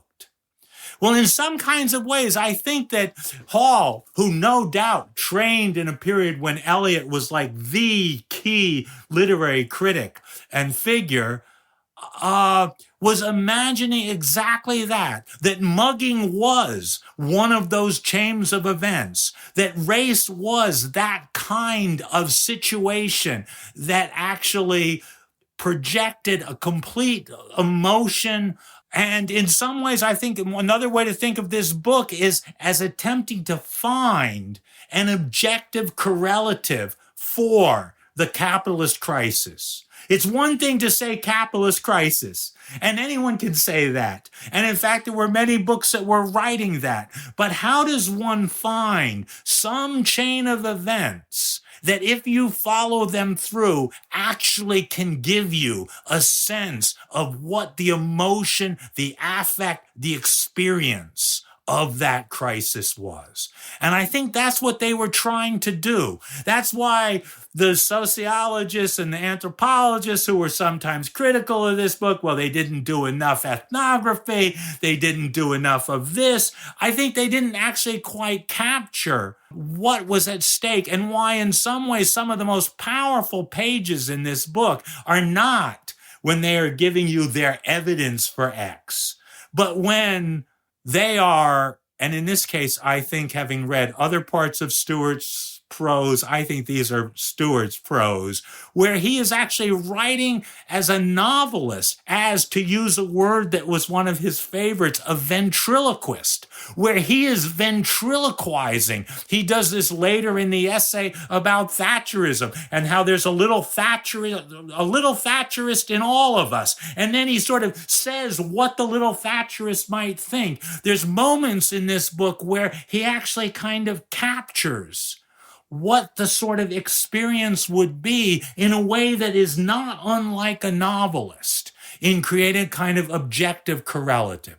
In that way, I think he goes beyond Gramsci. There's not really any moments where one feels that Gramsci is giving you a novelistic portrait of notes on Italian history. And yet there are many moments when Stuart's notes on British history, if that's what you might call this book, has that kind of novelistic density. When he's talking about tea and the meanings of tea in British, call any number of these little kinds of things, the meanings of discipline, the meanings of respectability, how they're differently inflected, that respectability means one thing for middle-class people and a very different thing for working-class people. So does discipline. And he'll go through each of those social images in this book in some ways and kind of analyze that. And that's another part, I think, of that fundamental part of part 2 of this book, which is how does one research and excavate common sense? And I think in some ways, Hall actually felt that, I'm not sure exactly call them literary, but the models of the imaginative reconstruction or ventriloquism was one of the forms that were needed to be done. And something important there, I think, in their analysis is that the unevennesses and contradictions between the way these different forms of common sense correspond and don't correspond amongst and between different classes and fractions, that precisely, rather than undermining the efficacy of an ideology that's bolstered by this common sense, it can strengthen it, make it more efficacious. And I would say the similar thing about the theoretical concepts in this work, that in some sense, if concepts in a novel, one usually values a novel where the characters are complex, multi-layered, that are contradictory in some ways, that a character that looks like a caricature is not an interesting character. And I think that's true in Hall's notion of a concept, that a concept that could be neatly defined is like that character that is just the caricature.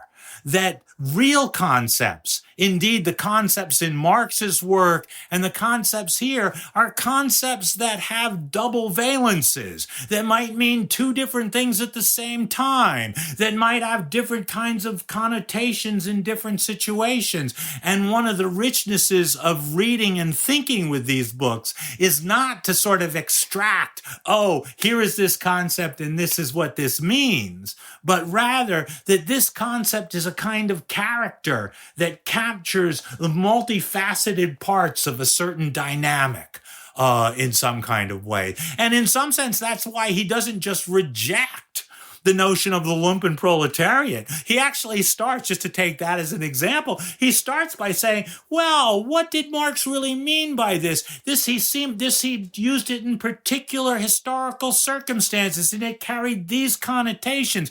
By the end, they will end up arguing, this is not a concept that is useful for really thinking about the situation we're facing now. But it's not like because somehow this is scientifically inaccurate. It's rather that the set of contradictions, the set of tensions, the set of metaphors that were built into that concept are still stuck in the world that concept came out of and was meant to describe.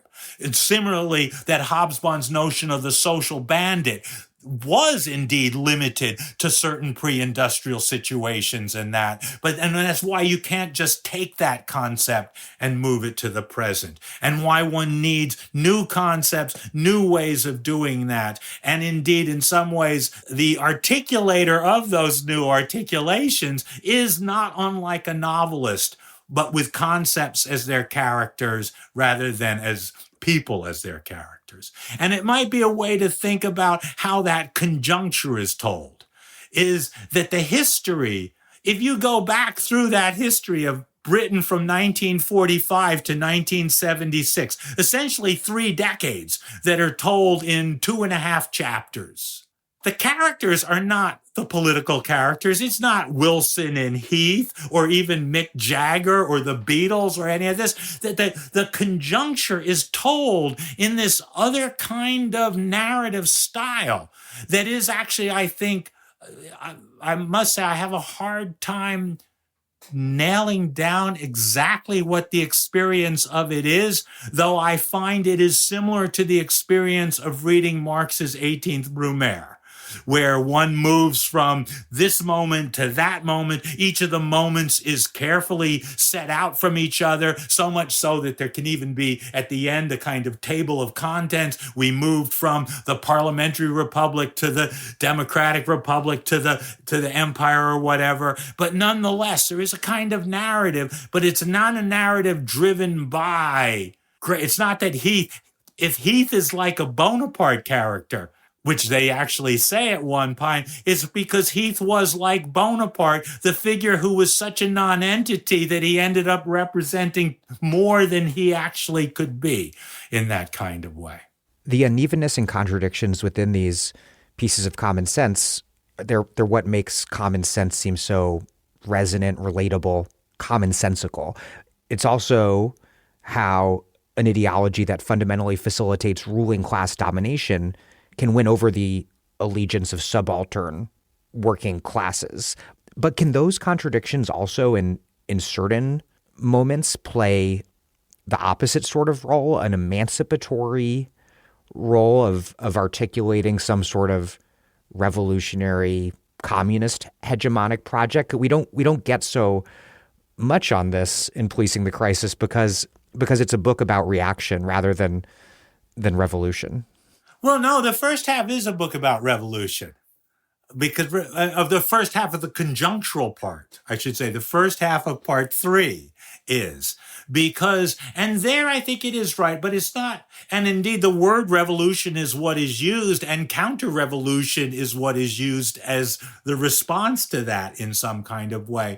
But there, the question, it would be put less in the sense of, could they all condense into a single revolutionary force, than actually seeing the varieties of ways in which the common sense, what they use a couple of times, the structure of feeling of one generation is disrupted by changes in the world. And one of those things will be what is seen as the figure of affluence in Britain in the early 1960s, so as to create a new youth culture, which is both produces fear in some parts of the society, but produces liberation in other parts of the society. What they refer to at several points as the kind of anarcho-syndicalist resistance, the militancy of working people in the factories, which will, for the Labor Party, mean that they always have to demonize the leaders. Oh, the left wing has taken over. The communists have taken over that part of the labor movement or whatever, and not recognizing that there is a kind of common sense there that is actually the basis. So I think there's a number of places. I think that in some ways, and these are all brief accounts in the book, but the account of the way in which, out of a situation which had hit perhaps some kind of a stalemate, the emergence of a new civil rights initiative in Northern Ireland, using the model of the U.S. civil rights movement to create a new kind of vision. That's what broke things up and created a new moment in that crisis. It says it was not the old IRA that does that at that point. And so I think there's a number of moments in this conjuncture where you actually see new forms of liberation, new forms of emancipation that are coming out of common sense, that are in some cases articulated by political figures, but in other cases are actually more inchoate in that kind of way. Not unlike, and I guess that's the sense, the fragility. Two things I would say on this. One that have come up is that at several points they say it's not clear that the various attempts between 1945 and 1970 on either the part of the Tories in the 50s or Labor in the 60s, that they ever actually constituted a hegemony. It's not ever clear that they ever actually won. They worked to try to do that, but they leave that up in the air. Well, they did this, they tried to move this, but was this ever really something that had conformed popular understanding to it? Or was it just a temporary solution to an ongoing crisis? And similarly, with all of the crises that one faces on the left in the present, one would have to say that Gramsci's account of the crisis of the party and its relation to its traditional representatives is account of the Republican Party as well. The Republican Party is as much in crisis, albeit with a temporary solution by one particular fraction of that party, as anything else. And I think that sense, and really by a singular person. And a singular person is really quite remarkable. And so I think one of the emphasis throughout this was taking up Gramsci. And this is one of, I think, the big differences coming from the U.S. to Birmingham and the center in 1978. For the New Left in the U.S., we read Gramsci, and we'd been reading Gramsci in the mid-70s, not that much, but we read him through the lens of Marcuse. We read Gramsci and hegemony as if it was one-dimensional society, as if it was a kind of consumer society that had disabled all possible opposition, that had gotten rid of the old possibilities of opposition. Maybe there were, because Marcuse was always a more emancipatory thinker than his bleakest moments. So maybe there were some possibilities at the edge of the system, but nonetheless... But a bit of a frictionless surface. Hegemony felt like it was not so much frictionless, but a deep freeze, that we were living in a deep freeze. And the Gramsci model was suggested, and that was partly because of the power in the world of American capitalism and American empire. One of the parts of this book, right at the beginning of their analysis of hegemony, is the weakness of British capitalism. Is that all of this depends on the fact that Britain is no longer the kind of economic power that it once was, and so that even reconstructing the economic bases of hegemony is a challenge for any British ruling class in these years. And so I think, just as for Gramsci in Italy, there had not been any national popular force that had created hegemony, perhaps until, and that was why he was thinking about Mussolini at that point, is this a new kind of hegemony in Italy that had never had that? And I think that model is not dissimilar here. And so the question is often the fragility of those, quote, consensuses that are built, as opposed to the sense that actually there's no real possibility.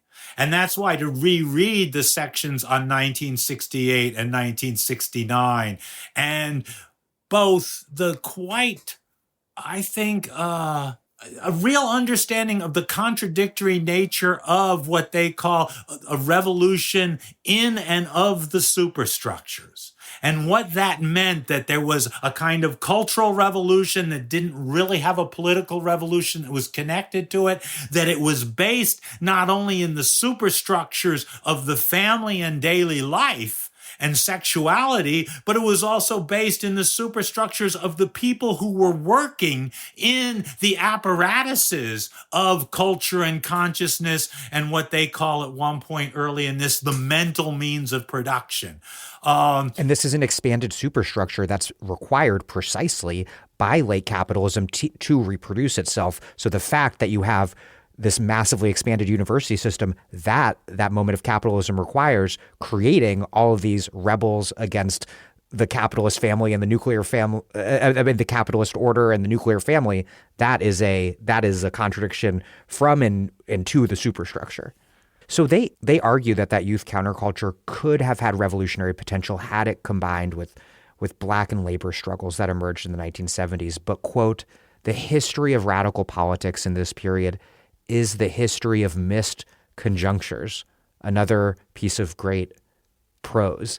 And so it doesn't intersect with the rising shop floor militancy, which is interestingly this reaction to the co-optation of union leadership into the Labor Party, just as the Labor Party is so co-opted by capital at a moment of crisis. Instead of that disciplining labor at the shop floor, it actually unleashes the shop floor militancy.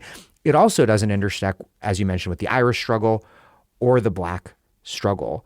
So these are all revolutionary possibilities opened up by various contradictions, but is the problem just that they don't intersect, or is there a theory as to why they don't, I guess, articulate? I think there is a theory, and he will eventually come with the slogan of without guarantees, is that there is no guarantee that they will articulate. They need to be articulated.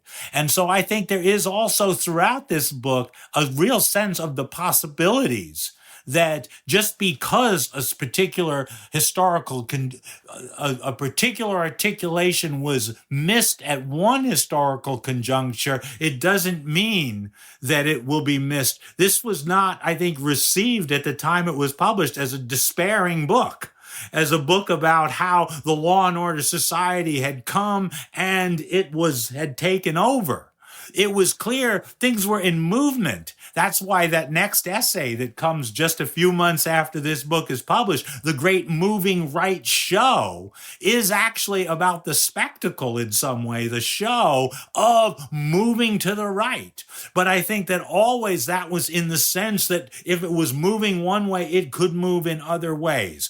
I think that throughout this book, there is a deep skepticism that there is one agent of revolution on whom one can pin one's hopes that will guarantee to save the day at the end of the story. On the other hand, one doesn't leave this book feeling that we are frozen and there's no way out.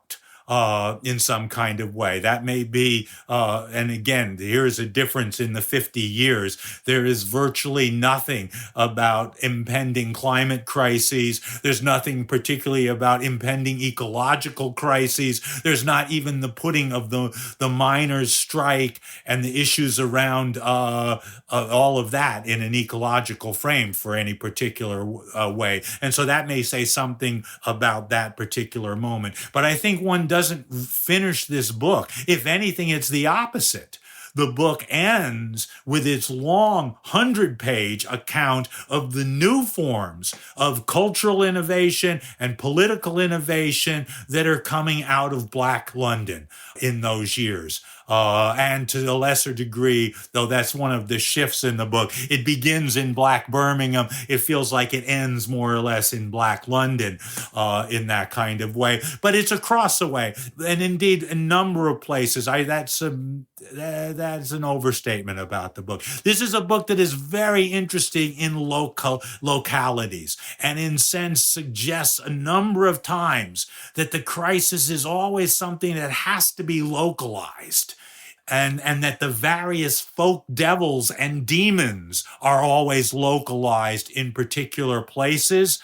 And the police go to particular local places to police the crisis. And as a result, the response, the new kinds of things will be local in that way as well. And so there is a kind of sense of place throughout of the various neighborhoods. And Brixton and Handsworth, it's usually not written in this book as Birmingham and London, but as Handsworth and Brixton and the particular neighborhoods. And indeed, earlier on, will be a powerful argument about one of the differences between the relation of the city of in British common sense and culture, between middle-class senses of the city and working-class senses of the city, will be built around an argument about working-class locality and neighborhoods, football clubs, and the very specificity of how those spaces are built, and that's a different sense of the city. So that little section on the city is not just like, images of the city, but the distinctive different ways that the city is lived in different parts of the society. And interestingly, those forms of local sociality begin to sort of enter a crisis of sorts during the golden age of post-war capitalism, a sort of crisis that sets the stage for the actual capital C crisis that comes when that order's economic underpinnings begin to fall apart. One of the images of this right at the start and through it is in some ways never fully, I think this is kind of an undertone to the book, and only pops up here and there, is the kind of changing meaning and declining function of the pub. And of the culture of the pub. I think it's not an accident in some ways that the founding story, the mugging went wrong, the mugging that takes place in Handsworth that leads to the exemplary sentencing these 16-year-olds to 20 years in prison, was a mugging of a man walking home from the pub. And so that part of that crisis is, and part of that doubleness, that the abstractness of affluence and working class culture, in some ways that really powerfully reads their account of what takes place in the 50s and 60s, can be understood more concretely in the image of the pub and what the pub meant for a certain kind of community and how the pub was being displaced by new forms of entertainment, new forms of sociality, new forms of leisure that were coded as affluent in the 1960s. And that's why one of the things, I don't know how much this echoes now, but there was clearly throughout this, one of the moral panics is a moral panic about generation and young people. And what was a word across the United States and Britain in these years of the generation gap. That'll be one of the objective correlatives that they're trying to think with. One of those things is how to think about it. And that'll actually come back in the final part of the book, where there is an elaborate sort of discussion of the contradictory relation between first generation Caribbean immigrants living in London and the second generation children coming of age in the 1970s and 1960s and 1980s. And so that generation gap will run throughout the whole book, and why in many ways I'm not sure that we have a same sense of generation gap, for better or worse. Our gaps are written in different ways.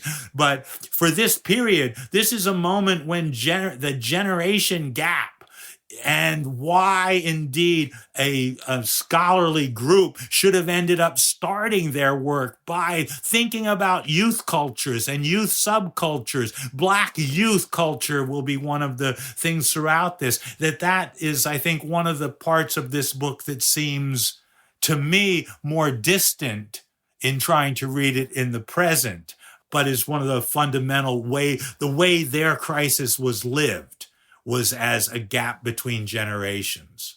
I want to make sure we talk about the state and law. The authors write of Marxist state theory, quote, "As is often the case in those areas where Marxism is not yet fully developed, the simple formulae are often too simple, too reductive for our purposes. The idea, for example, that, broadly speaking, legal norms and rules in a bourgeois society will reflect and support bourgeois economic relations, or that, in class societies, the law will be an instrument of class domination, may provide the first basic step in such a theory. But it remains too general, too abstract, too reductive, too sketchy and epical in form to be of much service. In fact, quote, the moderating and conciliating role of the state, above the classes is itself one of the forms in which the essential class nature of the state appears at a certain moment in the historical development of the productive life of capitalist societies. Its determination in the last instance, to put it paradoxically, is exercised at a certain moment most effectively, indeed only, in and through its relative autonomy. What is the function of the capitalist state in the law according to Policing the Crisis, and how do we assess the state without, in their assessment, without mechanically reducing it to that function?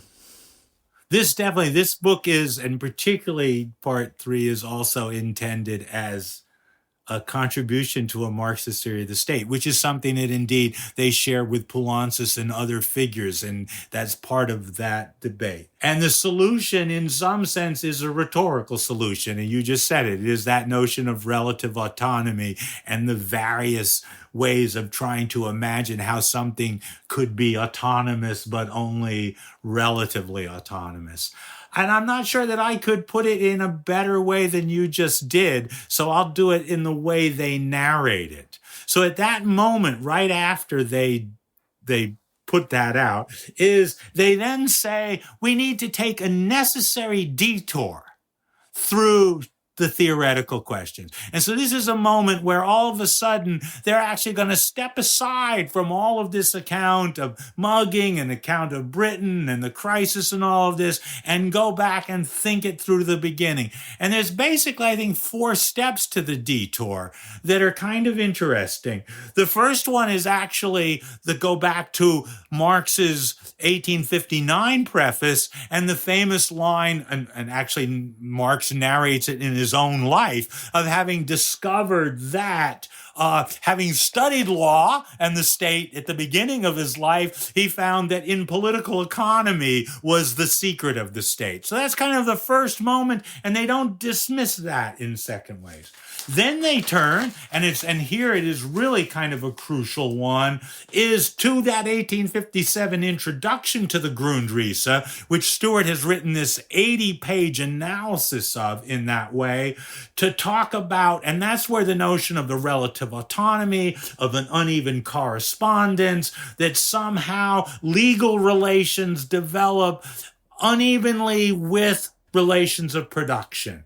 And though they give a form of universality to the society, there is a kind of suggestion of that. The one place that's intriguing, particularly given the other piece that we talked about on race articulation, is they talk about it involves, that the economy involves a certain kind of a state rather than it requires a certain kind of a state in that sense. Then the third moment is very interesting, I think, because they go to Marx's notion of representation and appearance, and that there are actually forms of appearance. This is a different way to think of it, not just as a kind of level of the society that has a certain autonomy, though I want to come back to that one with class, but rather there are a kind of space in which a certain form will appear. It is real. It's actually, but it sort of disguises other things in the society. And the key one for them is Marx's analysis of the wage form. That wages are real. We work for wages, we get them, but the wage form is this kind of form of appearance that actually hides and disguises the actual processes involved. And they end up saying we must rethink the state and the state form on the analogy of the wage form. They never go all the way through, but I think that's a quite interesting way. That's a different way of thinking the relation of the economic and the political. It's not that the state depends on the economic or is determined by it, but rather there are certain economic forms that emerge, like the wage form, and certain political forms, I would say, like the suffrage form, the election form, might be seen as things not unlike the wage form form that would need to be analyzed. The president form, the prime minister form. These are not necessary forms, but they are real. There are genuinely presidents. We just elected one, but somehow it's not that a theory of the state would start by saying it necessarily has to have, in the old, from Aristotle to Madison, an executive branch that would whatever, but rather a different way. They don't follow that through, but I think that's quite fascinating. And then the fourth move in this is to actually say, the most dazzling analysis of the political instance in Marx is the 18th Brumaire. And there, Marx shows successive different forms of the regime. And I think their next solution is, and that's what they are going to do in the next 50 pages, show the successive forms of the regime and how it changes. And so rather than abstractly determining what is the relative autonomy of the state from the economy, but showing in this moment, there is a lot of autonomy. The state looks very independent. The police look independent. There are other moments. There's one moment where they say toward the end where one is tempted toward the most extreme forms of economic reductionism. At this moment, it looks like the economy is directly impacting. And so that sense of and I think that's one of the other reasons of understanding why conjunctural analysis, because conjunctural analysis is the solution. There isn't a mathematical solution that the state equals this in relation to the economy.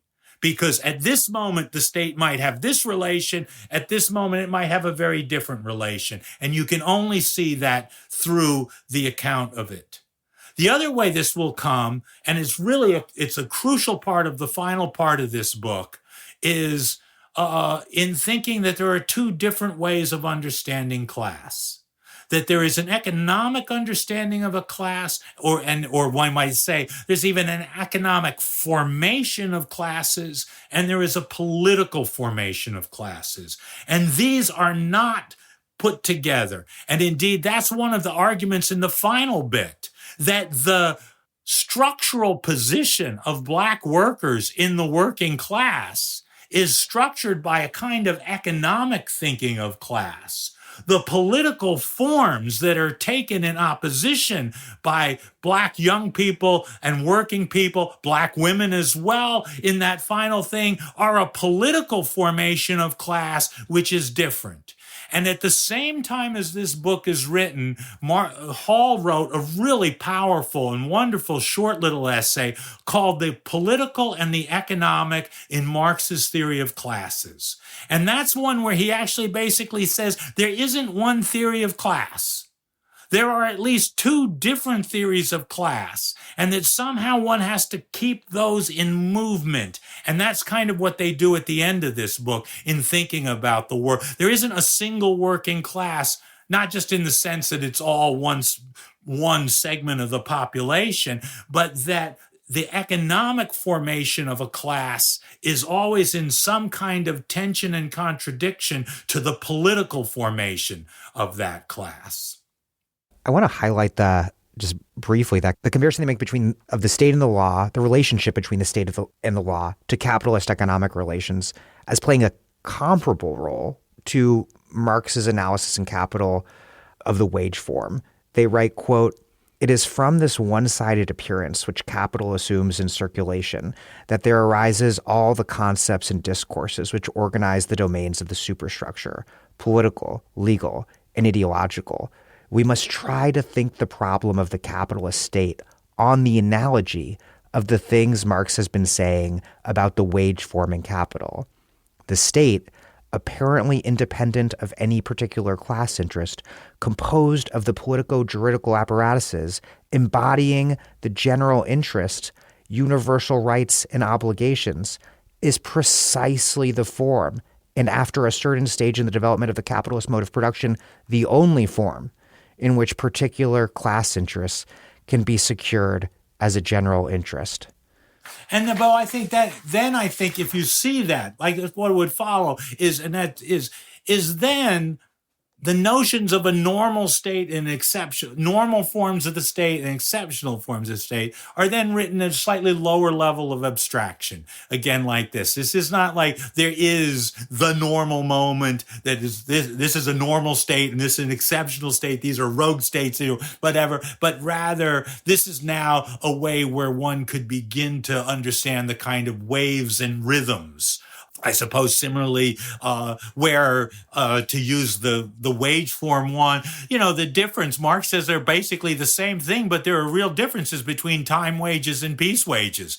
And there are moments when workers are struggling against peace wages because they can have more power with this. There are other times where employers are trying to impose one kind of wage so that the struggle over that, and there may be moments when normal wage struggle turns into exceptional struggles, where all of a sudden it's moved to some other kind of struggle. And so that's another way I think of the use of normal and exceptional, which was often an early critique of this book, that it seemed like it was a linear story. We were going from the exceptional, from the normal moment of the crisis to the exceptional moment of the crisis, and were we now stuck in the exceptional moment, or was it going to go back to normal or whatever, which I think was already an attempt to read it in a more abstract way than it was intended. The history is quite specific and in particular too, leading up to the present conjuncture. It's this history of sort of better matches and then mismatches in a sense. I mean, there are a lot of different histories, but one is this set of matches and mismatches, all relative because there's no perfect match or total mismatches between different sorts of states and different moments in the historical development of capitalism, going back to the so-called laissez-faire period of the mid-19th century, which they say is never laissez-faire because it's actually laissez-faire is the ideal to be achieved, if necessary, through state intervention, like, let's say, Parliament's repeal of the Corn Laws. But then, that begins to get into a crisis with the rise of what Lenin calls monopoly capitalism, this period of the Second Industrial Revolution, Taylorism, imperialism, intense class conflict, massive brazen anti-labor oppression, a period where they say, quote, the capitalist state is just able to dominate the class struggle, although it cannot lead. And then that crisis is ultimately stabilized very provisionally and still full of contradiction by the Fordist welfare state. But then that, as they're writing, is passing into a new stage of crisis. Yeah, and I think that there is that throughout this book. That's where even the kind of historical, there's several different kinds of histories. They're very attentive to the different rhythms and tempos. So you do get, on the one hand, this quite extended year by year, regime by regime account of what takes place from 1945 to 1976.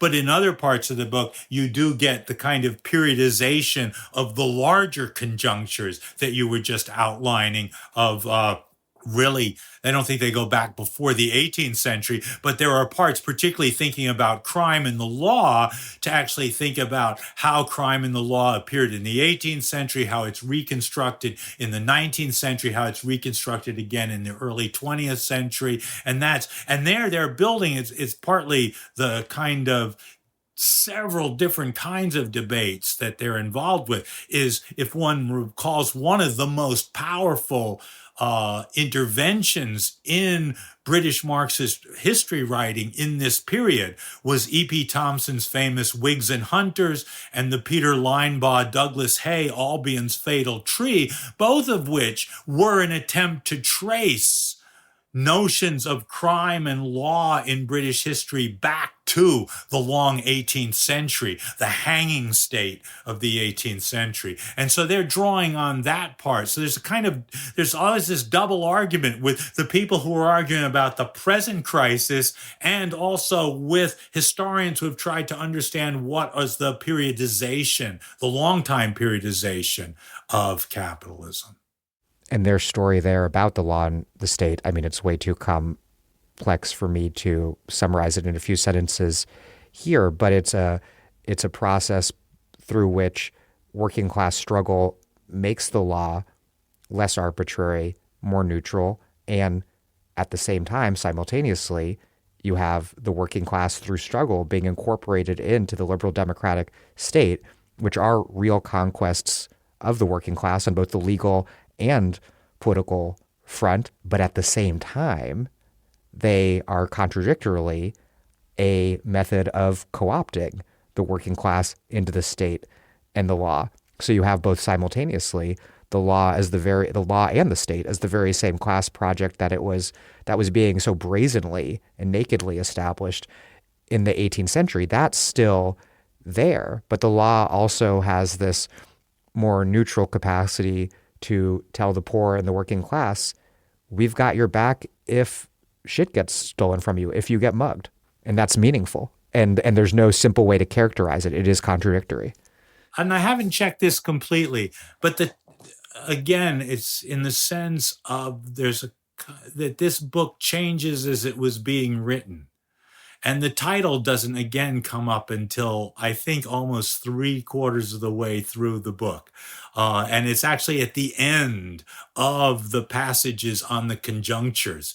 And so after we've gone from 1945 to 1976, that's the moment when the phrase policing the crisis is first used in some ways. And I think it's another way where the book was finding its title and its metaphor as it was being written. It wasn't started out with that title. The other title I've often thought about this book is it comes through in a number of different places, because I was saying it didn't feel when you read this that it was a despairing book or it was a book that said there's no chance of any kind of change. On the other hand, there's a very powerful sense that we are entering, in one of the metaphors, a period of iron times. A closure. Yeah. This is even before Thatcher gets named the Iron Lady and whatever. I went and looked at the OED. That Iron Times goes back to a Dryden translation of Virgil in British lingo. I'm not sure where they got that phrase from, but there are moments that now, when this is not a book about the present, and policing the crisis is a present, this is something happening right now, policing the crisis. And I think that's why this moment, that was a title that worked. Whereas now, looking back, this feels more like a book about iron times, about a particular moment in British history, a particular understanding of that moment, one that is worth rethinking in our own version of iron times. One that doesn't have the answer for those iron times, but is, I think, an intriguing way of thinking about what the times of policing the crisis are. Writing of the Labour and Conservative prime ministers who governed from the mid-60s to the mid-70s, Policing the Crisis writes, quote, "The unrelieved pragmatism of Mr. Wilson and Mr. Heath in this period was a living testimony to the bankruptcy of consensus politics in a period of renewed social conflict. The gap was filled from the right. In particular, as you mentioned earlier in the interview, it was filled by an ascendant anti-immigrant politics led by the openly racist, virulently imperialist, conservative MP Enoch Powell, infamous for his so-called rivers of blood speech, in which he declared that allowing mass immigration was, quote, like watching a nation busily engaged in heaping up its own funeral pyre. And the right wing, they write, was, quote, ordered by more subliminal nationalist sentiments and passions. It was one of Mr. Powell's gifts to be able to find a populist rhetoric which, in the era of rampant pragmatism, bypassed pragmatic motive and spoke straight in its own metaphorical way to fears, anxieties, frustrations, to the national collective unconscious, to its hopes and fears. It was a torpedo delivered straight to the boiler room of consensus politics itself." What was it in the author's analysis that Enoch Powell was able to speak to at a level that every incumbent political power found themselves unable to? Does this tell us something about how certain forms of common sense operate in moments of acute crisis? Maybe moments like those that we're living through today? I don't know. I think anyone who hears those words right now will hear resonance in. I'm not a historian of late 20th century Britain, so I don't know whether there was another figure who they're missing in some ways who could have done that at that time. But if one were to look a little wider, it's clear that that's not the only option. So maybe that was the thing, that if one looks at two figures from slightly later who emerge out of authoritarian regimes, Lula in Brazil and the New Workers' Party, or Nelson Mandela and the struggles against that bring down the apartheid regime, are, I think, figures who were able to put together a different kind of common sense, that were able to draw on that. So I guess that's where I feel like it's I don't really want to, one is the counterfactual. Could it have happened differently in England? Which who knows in that kind of way, and not enough. But then the other one, is this actually designed to always happen in some kind of way? Is Trump inevitable?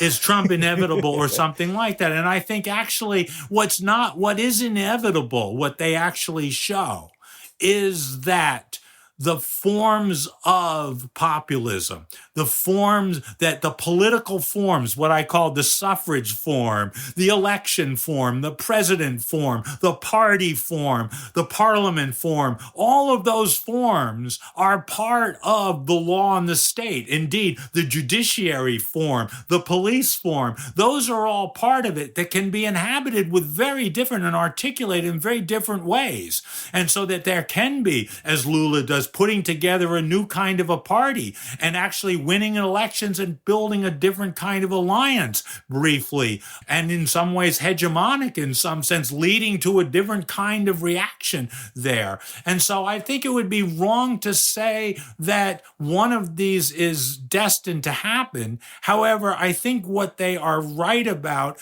is that in mass plebiscitary parliamentary systems that are built on these, and where the media, where that structure that they have at the beginning, where the police, the judiciary, and the news media are in some ways complexly articulated with each other. That's going to be the case in a different way in Brazil, where indeed after later on with the imprisonment of Lula, the impeachments there, with the connections between the large media corporations there, I think they've actually shown us what we would have to look at in any particular conjuncture, without actually suggesting that there is any guaranteed result out of that.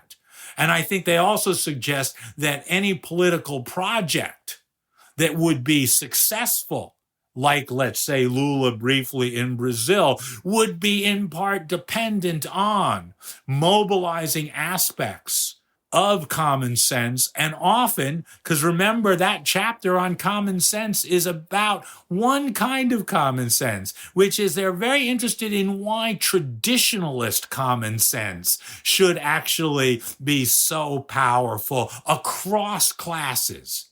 And that's why they're actually looking in that chapter at elements of discipline and family, what Melinda Cooper called family values. How do those kind of things get articulated to the right? I think they do. There might be a whole nother chapter that they didn't write as much about, though I think it is in there, which would be non-traditionalist common sense, the common sense of what would the British term would be Bolshevik common sense, that notion that Bolshevik or Bolshi was a kind of phrase or used for someone who was obstreperous or insubordinate in various ways. And so there are various points. What is the point where they say that even the notion of the police is divided in common sense between the Bobby on the beat and all coppers are bastards. And so that kind of sense of how those two things could go together, and again, how that would be articulated in a U.S. context would be quite different. We probably wouldn't have either one of those phrases, but I think is part of what's embodied in their analysis. Well, Michael Denning, Thank you very, very much. Okay.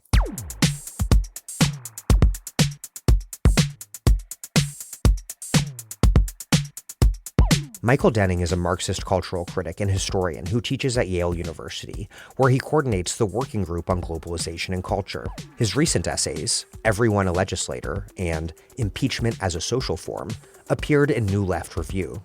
He's also the author of Noise Uprising, Culture in the Age of Three Worlds, and The Cultural Front.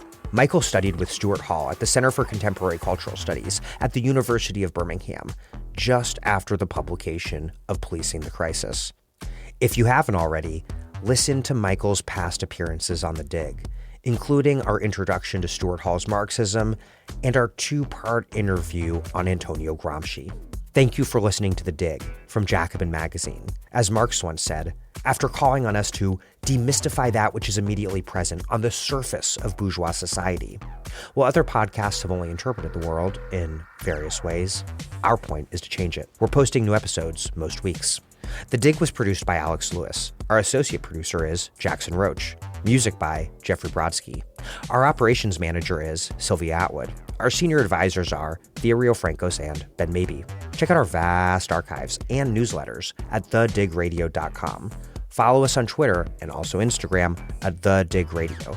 And please find us wherever you get podcasts and subscribe to this podcast. If it's on iTunes or Spotify, also leave us a nice review. Those reviews help introduce us to new listeners, but what really does that is telling your friends about the pod. Please make propaganda for us. And do find us at patreon.com/thedig and make a monthly or annual contribution to keep this operation up and running strong. Even a few bucks is huge.